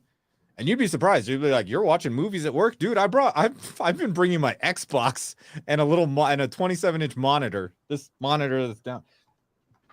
I bring my Xbox in this case here with me to work. I'm gonna bring it again to work with me tonight and put on a movie while I'm sitting there. If Joe's not talking my ear off, I'll be watching a movie.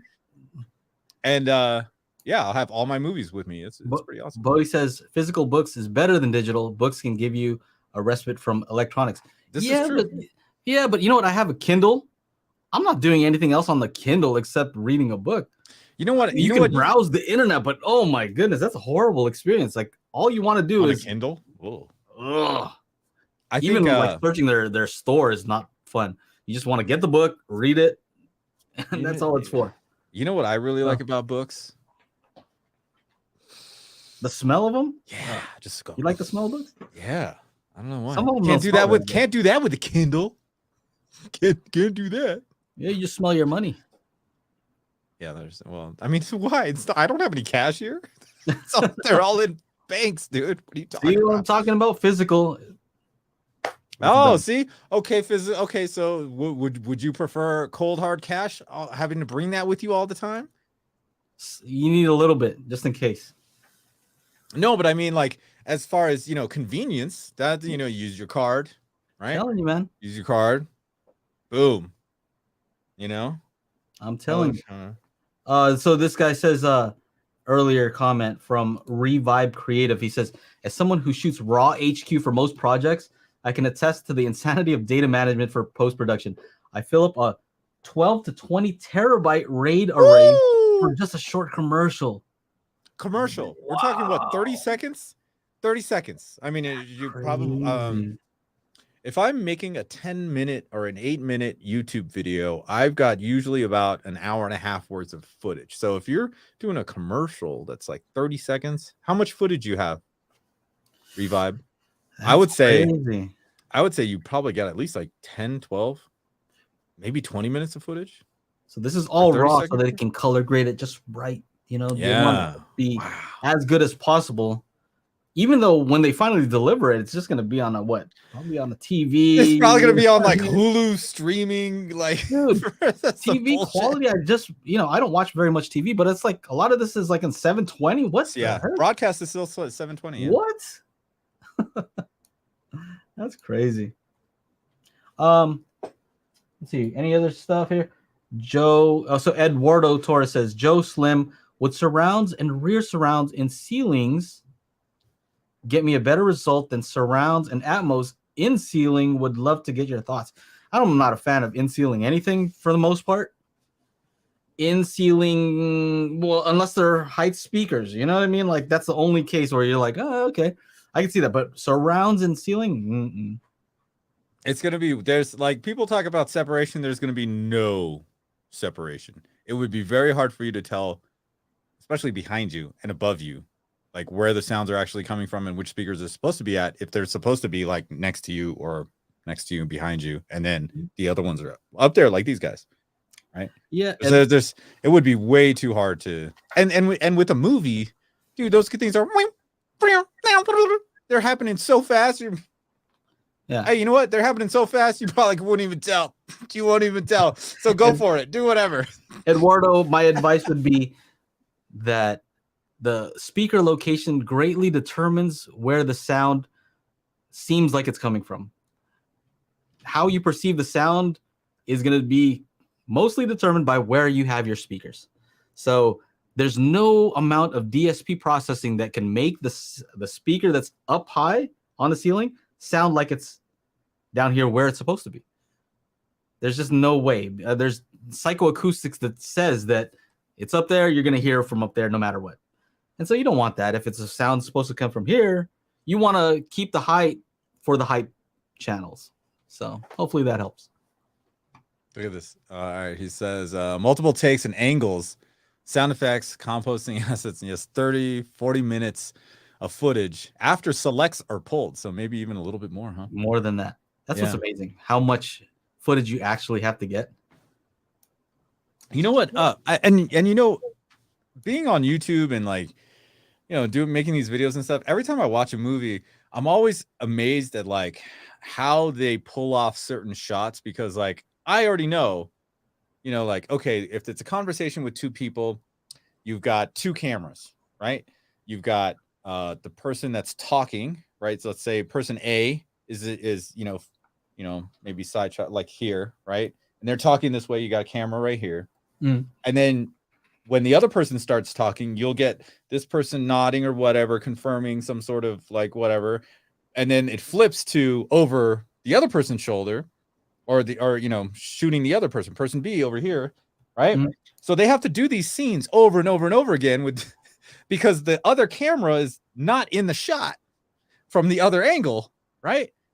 And then there's those weird ones when it's like you're looking at this person and you don't realize that the camera starts pulling back. You're looking through a mirror. So where's the camera that I should be seeing in the mirror? How do they do that? You know, I'm like, just like, movie that's magic. an amazing shot.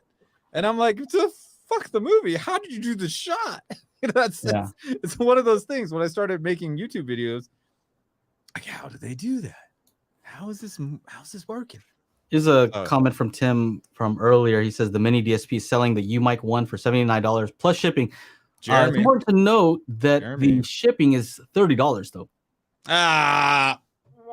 I'm looking it up right now. It says $109 is the total. So Amazon's even more expensive. I think it's close to $150 with free shipping, but yeah, yep. Hey, Kenny has a question here. I have two heights in front. Is it big difference to move them directly above me? Is that the only speakers that he has? I think that's what he means. It's just two heights? Two heights. No, he probably has ear levels, but he has two heights. Right? No, what I'm saying is only height speakers are the two in front. Yeah, I think so. Is it just kind of slightly in front of you? Is it all the way in the front? Because those are I need to know how far in front. Because I know with Dolby's 5.1.2, LOL, sorry. But with Dolby, I think their recommended 512 is to have the heights above the listening area.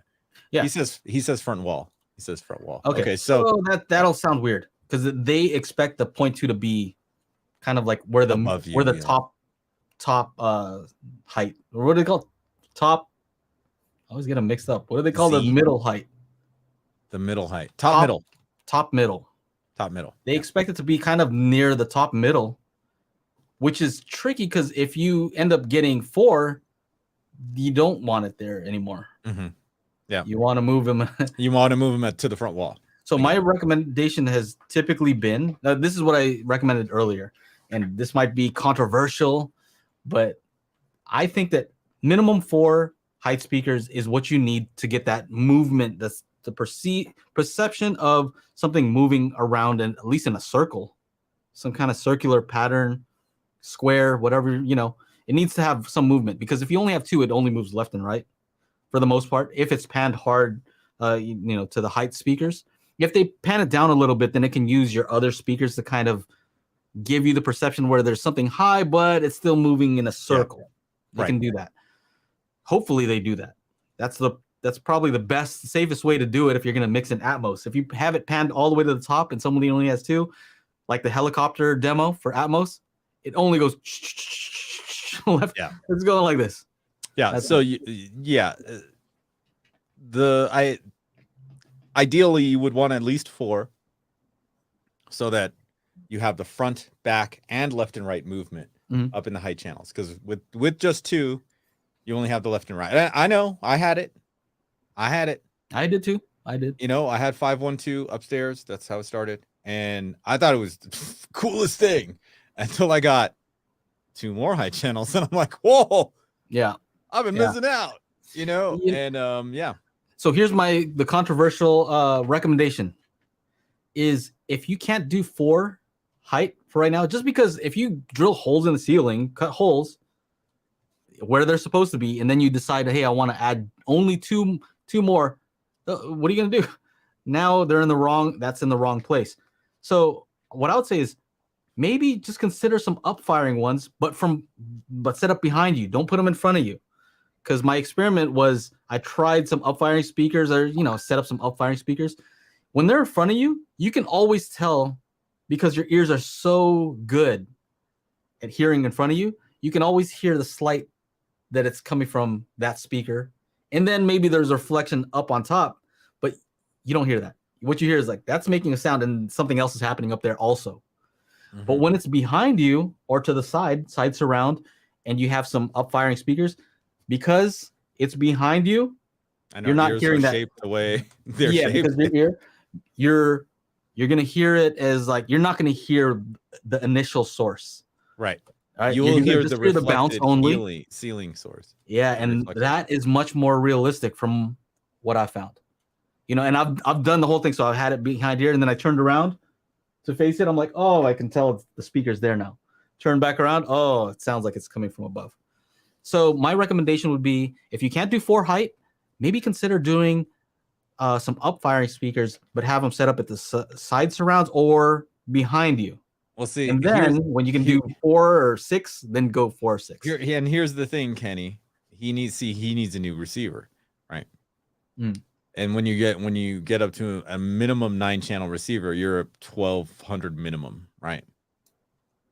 So I know that's the biggest barrier. I remember I was at this deal in New Orleans, Sound United. They're talking about, hey, blah blah blah, and I was like, if right now you can buy a Denon receiver for $500 that's got 7 channels, and everybody always asks me, hey, can I use Zone 2 pre-outs for another 2 high channels to do the rear ones? I'm like, no, unfortunately, you need to get a 9-channel, an AVR that processes 9-channel. But you go from 500 to now 1500 just to get those extra 2. Yes, exactly. Just to get those 2 things, Kenny. It's a huge price jump. What is this? Anthony, what's up? He says, after last week's show, I convinced the wife to let me move the living room sub from the hidden 90-degree location to the corner on the front wall. Really breathed new life into my system. That's awesome. Very cool. Yeah, that's fantastic. Real quick, addressing this, Reverend Slim says the upfires, if you have them seated ear level or they have something to occlude the direct sound, and a lot of them do. They have an upfiring thing, and then they have a front baffle that kind of blocks the sound from hitting you. It can work in the front, but it's a pain to tweak the sound wall. So I've tried that. I've even put like a pillow to absorb the sound in front of it. I've tried all kinds of crazy stuff. When it's in front of you, your ears are just too good. This guy's the mad scientist, if you didn't know. I'm doing all this weird stuff. So it's blocking the sound coming from in front. But it's also some is radiating out and hitting the front wall low. And so that'll give you a hint also, it's coming from low. When it's just better to put it behind you where your hearing's bad. Not as good. Yeah. And so all you do here is some perception of height. I think and it works better. I think Kenny, you hit on the point I was trying to say, is that it's difficult to get those other 2 high channels. A 9-channel receiver they're expensive. So, it's one of those things. This is related. So Revibe says top centers and front and rear heights. Top center and front and rear height are definitely necessary if you're doing the Oro 3D Atmos placement. Otherwise, there's a bit of a hole above your head. I want to address this real quick because a lot of people say there's too much of an angular separation if you have front and rear heights, and that you won't hear stuff from above you. I hear this a lot. Okay, that you won't hear rain above you, stuff like that. I don't know if my system is just set up extremely well, but it sounds like it's above me. You know, well, here's I don't Erod. understand. To your point, I have 6 overheads, but I don't think the top centers are really necessary. That's exactly. I can't tell.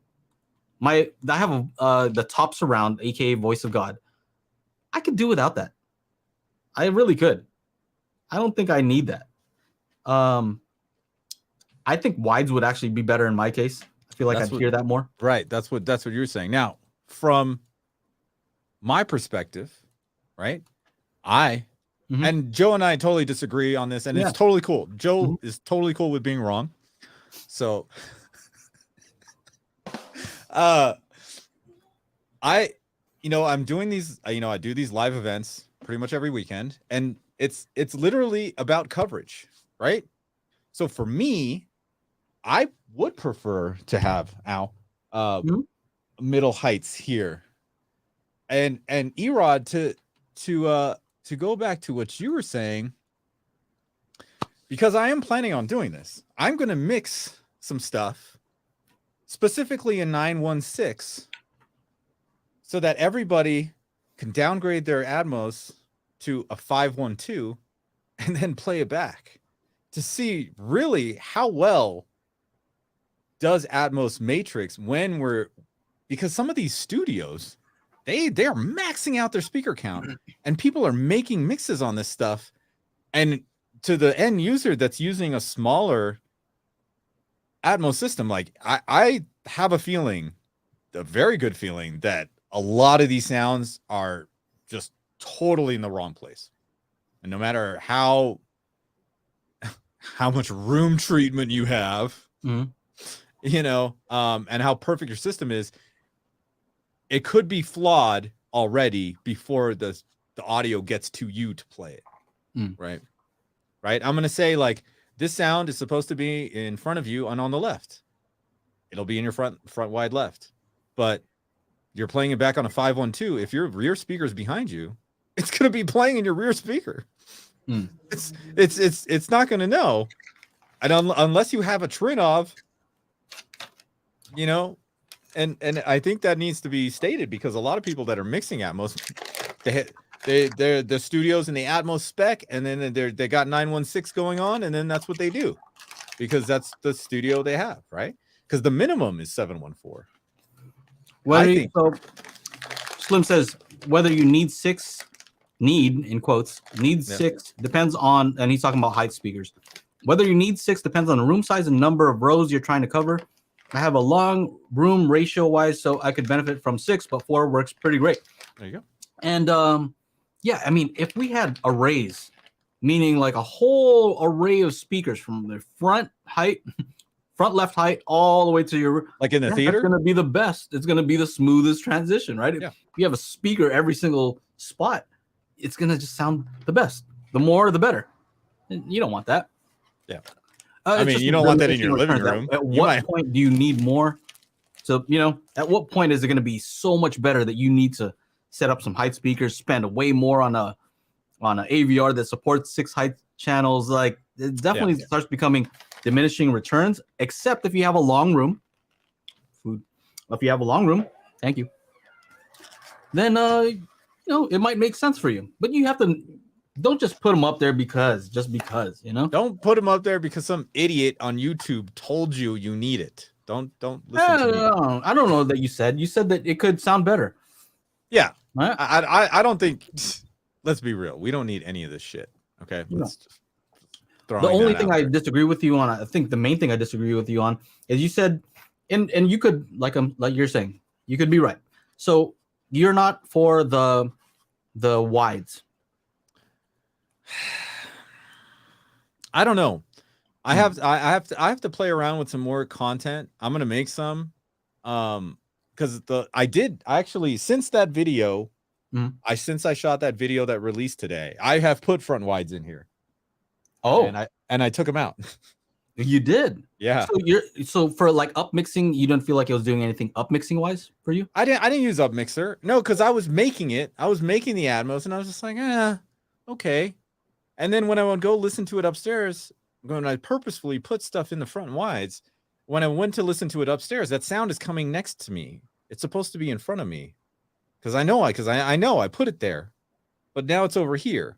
And no matter how good my receiver is, it's still a matter of that sound is going to be distributed through your front left. If I'm supposed to put it in front wide left, it's going to be distributed to my surround left and my front left. So that sound that's supposed to be in front of me is now in front and on the side of me. Since my side surround or my surround speaker is upstairs, is right next to me, even here, right? It's right next to me. So to me, it's just wrong. It's just wrong. If you don't have the front wide and somebody's purposefully putting sound in the front wide, everybody else that doesn't have the front wide, it's going to go to their side surround. And if your side surround is if you only have 5-ear level speakers, now that sound is behind you. Wait. Hold on a second. You get what I'm saying? If somebody mixes to a side surround, let's say left. No. Yeah. Left wide. Yeah, left they wide. Mix the left wide. Then what I would expect to happen is if somebody doesn't have left wide, it'll play some content in the left speaker and some content in the left surround. Yes. And it'll image it supposedly somewhere. No, it's not going to image it. In a $400 receiver? No, hold on a second. So it's supposed to what are we talking? In a Trinov? Trinov might be able to do it properly. Okay, so here's the thing. The idea is that it should image somewhere between the left speaker and the left surround. Yes. Where your left wide might be. Correct. Okay. That's the idea. That's the idea. So here's the thing. So check it out. If you use a spatial toolkit and you play the speaker pairs or some of the timing one, you can adjust it so when something is placed in between, when both are playing, it should sound like it's kind of in between them.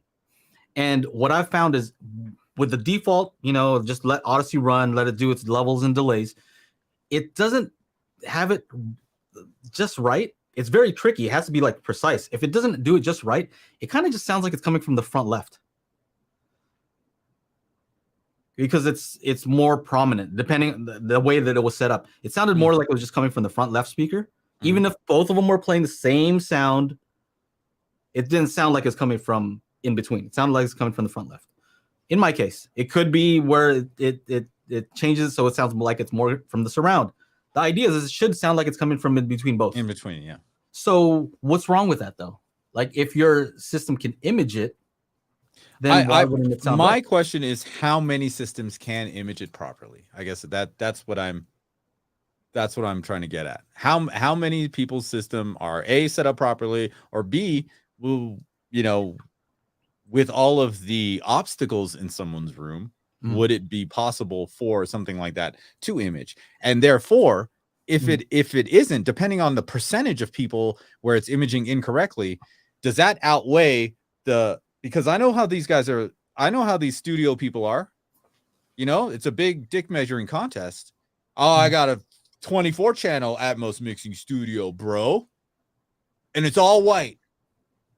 Okay. Right? Because it's all I want to talk about the wides though. So what I'm saying is if they mix on 916 and they're putting stuff in there, and the majority of people have 512, and they're not imaging correctly, like it's going to sound different than whoever creating it intended, right? It to sound. So Okay. I think where we're disagreeing though is that you're talking about mixing in 9.1.6. yes, And you're saying that it might not down mix properly. correct. Okay. I'm saying if you have front wides, it's kind of like the Oro 3D thing. If you have front wides and you're not even playing 9.1.6, you're just playing normal content, 5.1, right? Mm-hmm. I think that it can help just having a speaker in between. It can help the imaging just the same way. Probably. So that's so I'm saying something a little bit different in that, let's just say you're playing stereo and you up mix it and now you're using your center channel. Does that improve it? That's kind of the same thing. Maybe. You know, you're playing stereo, but then you're at the same upmixing, so time, you we're use a standard facing channel. this way. We're not facing that way. So like we only have one ear. I know, but it's tuned to still that in side, front right? of us though. The wides Yes, would still it be is. in front. It is. You know, so it's still in that area where you still have a lot of spatial resolution. Would I recommend putting like a lot of different ones behind us? No, I mean, but we do still. We have a rear surround. Yeah. You know. So I anyway, mean, my point being, maybe I would use it more for the up mixing aspect of it, mixing, sure. where I think you could have smoother pans from your front to your surrounds. But whether you need to actually like spend the time and make 9.1.6 and dedicated content for that, I don't know. I think I might agree with you that maybe it might not down mix as gracefully as they would hope, unless you're using a Trinnov or you have a very well calibrated system. Yeah. I mean, it's like the, you know, however the, you know, Dolby's marketing department, you know, just you know, they're pretty hardcore. You know, I can only imagine if I was to be a fly on a wall at a Magnolia when some people are talking to these salespeople. Oh yeah, well you can start off with Atmos at 512. You know, it's still gonna sound good. Yeah, you know, I mean, until December 15th, I wasn't really here to sell you shit. Now I am. But so real quick, what's this? How's this? Front wides will not be needed. To be honest, the objects will get placed in the right place with a good 7.1.4. So this is Chris Hamilton. So here's the thing. I've done these experiments. Reverend Slim has done the testing on this also. Front wide, that area is really hard to image to for some reason. I don't know what it is about it. It's very hard to get a precise image right there. Like you really have to get the timing and the levels really spot on for it to sound like it's coming from in between those two. The delay or the level slightly off pushes it like boom, automatically it's on your left surround. You know, you have it too far the other way, boom, it snaps to the front left speaker. So really that's one area you really have to get precise. Yeah. I don't know if Reverend Slim would agree with me on that, but that's what I found. It definitely is a weird one. Hey, there's this comment here. I don't know how to pronounce this. Mutab, Dad, I make like you Focal Aria 906 5.2.4. So bad speaker for movies. I lose my money.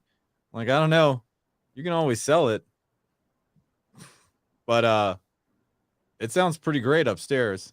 It could be your room, because even Joe noticed that my room is doing something pretty crazy, because Aaron measured those speakers and were they overly bright? What happened? Where did Joe go? What? I'm just eating. What happened when Aaron measured the your room absorbs a lot of the high frequencies. My room absorbs a lot of the high frequencies. So he was saying it's bright, and your room is actually, you said it was boxy. Yes. Like something was taken out, and that's what the measurement showed too. So and so the EQ had to actually boost the treble back up. That's just your room. That's just what your room was doing. Very weird. So Muteb, if maybe you need some different calibration, or maybe bring down the highs a little bit and see what goes on. But I don't know. But if you don't like the speakers, just sell them. Yeah. And buy something else. It's not so not back the end of the world. Somebody says you don't have to get precise imaging there. He's talking about the front between the front left and the wide, or your front and your surrounds. You don't have to get precise imaging there, as if wides are a static point. You have to get it where generalized imaging works well enough for pans to sound like they move through that location. And that's pretty much what I'm saying. A lot of times, if you don't have the timing and levels set properly, it kind of just like snaps from one to the other. Snaps from like left, and then immediately like jumps to your surround. Like there's no in between smooth pan. It's tough. It's a tough one to get. Ragnar says wides are, if you sit further back from the front stage, say 12 feet or further back. If you sit closer, they won't be necessary unless you have multiple rows. That might be further back. And then anything, the other part is like what you were saying. You were like saying for upmixing, but for the most part, majority Atmos stuff, like you're not going to hear a whole lot if it's native Atmos. This is interesting what Chris Hamilton is saying. He says, Joe and Tell, I certainly believe what you're saying. I'm just saying that I get imaging beyond my speakers in places where there are no speakers. I guess I'm lucky. And no, I don't know that. No, That's, it's just the psychoacoustics, right? well, a lot of people like Aaron, he would say he prefers a speaker with a wider directivity, wider dispersion pattern, because he likes the interaction with the sidewalls. Because it tricks you into thinking, like, instead of the boundary, the width of the soundstage being confined to the width of the speakers where they're actually at, it sounds like it's at where your wall is. You know, it sounds that wide. And that could be why it's so hard to image between those two locations, if you think about it. Because if now you have your direct sound coming from your left speaker and right, I only use left as an example, but you have your direct sound coming from your main left and right speaker, but then you're also getting maybe an early reflection, right, off the sidewall, which some people prefer, which is good for stereo. But maybe it's detrimental if you're now wanting the image between that front left speaker and your left surround. Maybe that plays against you in that case. So yeah, interesting. It's interesting. Yeah. It's a tough one to get if you don't have SACT. So get the spatial toolkit. Plug. Revive says currently the lowest common denominator that's used reference in Atmos Studios is 7.1.4, as far as I understand. If the mix studio has a crazy setup, the engineer is probably mixing down to 7.1.4 or only just using those channels, because that's, you know, I mean, I don't. Common denominator is what you said in your latest video. This is kind of the real. Let's get real. That's what Apple's hoping for, and it's probably how it's gonna go. Unfortunately, maybe fortunately, I don't know. I mean, I think it's only Logic, which is an Apple software, that has integrated Atmos to where you can actually use headphones. Because I don't think you can't do it in Pro Tools. No, on this, I have this new, this Pixel 7. Yep. If I it's not quite the same. But if I plug in any Bluetooth headphones, it turns on spatial audio. You have a checkbox there, and it really tries to make it, spatial. It doesn't do a great job, but I think they're trying to make it work with everything. Oh, look, Netflix has 9.1.6 as the standard for their mix rooms, and you can tell from the mixes some fantastic work on their original shows. Interesting. So, yeah, I mean, look, they're gonna do it, right? No one would ever be like, oh, let's make the best Atmos mixing room possible. They're never gonna stop and be like, wait, should we though? They never stop and ask that. Wait, should we make it 916? How about we just do 714? I mean, to be perfectly honest, I think I might have said this in the video too, that I think 716 probably be my sweet spot. But again, I don't know. I've never had a room that's just huge, right? To where we would need front wides. Like sitting so far back, do I really need a front wide? I don't know. So that's an experiment. Maybe if you front wides versus top middles, that's really the debate. Yeah. Right? I think you could probably do that. You could do that. I have two receivers that can do both. So 3, 2, 3. I'm curious to see what you find. Yeah, I have to get my buddy in here I have the speakers. The speakers are right here connected. I need somebody to install them. Okay. up on the thing. Well, normally this is the point where we say, to join the after show, go to patreon.com/Daily HiFi. But we have a new thing that we're trying to promote, which is to join the membership on YouTube, just because it just consolidates, makes it easier. So the short link right now is currently bit.ly /Daily HiFi Crew. Otherwise, it would be some long. Can we drop that in the chat? Let's drop it in the chat. Yeah. Come on. HTTPS. I got you right here. Here. Bit.ly, because everybody, it's easier to just click instead of pause the video. I gotta go control. If you want to join the after show, that's the new way to do it. I think it's the $9.99 tier and above, and we just hang out there. I'm gonna duck out after an hour because I have a calibration to do with RipeWave. RipeWave audio. I don't know. I'm gonna call him and see if he wants to even just do it on the after show so people can watch. Maybe. So we're gonna do some Magic Beans calibration. Everyday Jay says, I tried wides with my 6700, didn't think the juice was worth the squeeze. Okay. Revive says hot. That's fair, but I was speaking about the industry currently. Streaming platforms, or rather the production houses creating their native content, maybe have different standards. Yeah. And to be clear, I have not tried wide, so I'm only going off theory, which means I really don't know. I don't know anything.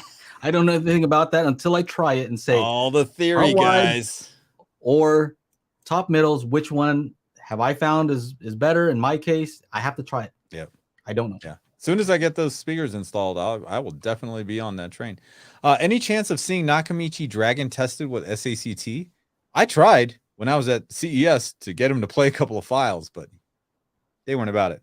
And considering I wasn't able to get one of the first 500, and they even sent an email saying, hey, we're doing this. Sorry, there's going to be no review units until like the... So I don't know. Michael offered to send me his because he got on it, but I'm not, I don't. Yeah. You told him. I got dogs and stuff. There's going to be like dog hair and this, that, and the other. I feel bad sometimes for these companies. I have something for like 2 months. And I'll probably take my time with it too. Like, Yeah, I hear that. So like I big ups for him for offering, but. And this is the right answer when it comes to the wides versus top middles. Obviously, what works best is going to depend on your room size, shape, and how many seating positions, row you need to cover. So, like we said last week, it depends. Yeah, nobody likes that answer, but that's the most logical. Yeah. All right, let's get to this because I didn't have the calibration to do in about an hour, and I want to talk to folks in the after show. All right. So make sure you guys go to the new Daily HiFi Crew, join up over there, and if you like to listen to the podcast instead of watching it, that's not the right. Where's it? Here is it. Go to anchor.fm/Daily HiFi or wherever you listen to podcasts and just search Daily HiFi. And of course, we will see you guys next Monday, 4 p.m. Pacific, 7 p.m. Eastern. And of course, this Thursday on my channel, Atmos Mixing live session. I will try to promote it as much as possible. And maybe we can get some magic beans in here before that. Yeah, we'll do it. You let me know. Lil Wiki asked this next Monday because this is a great question. He asked, do you feel as reviewers, if you don't have a top tier system, people watching your videos might invalidate your opinions and your expertise, i.e. monolith encore, monoprice encore, monolith. That's what I have. But no JTR or Trenoff. We'll answer that next time. That's a great question. Did you screenshot it? Did you take a picture? Yeah, let's save that. I'm going to take a picture. Boom. That's a great question. So yeah, tune in next Monday. Yeah, tune in next Monday. Little wiki. Wiki. Great question. Later, Twitches. All right, Nietzsche's.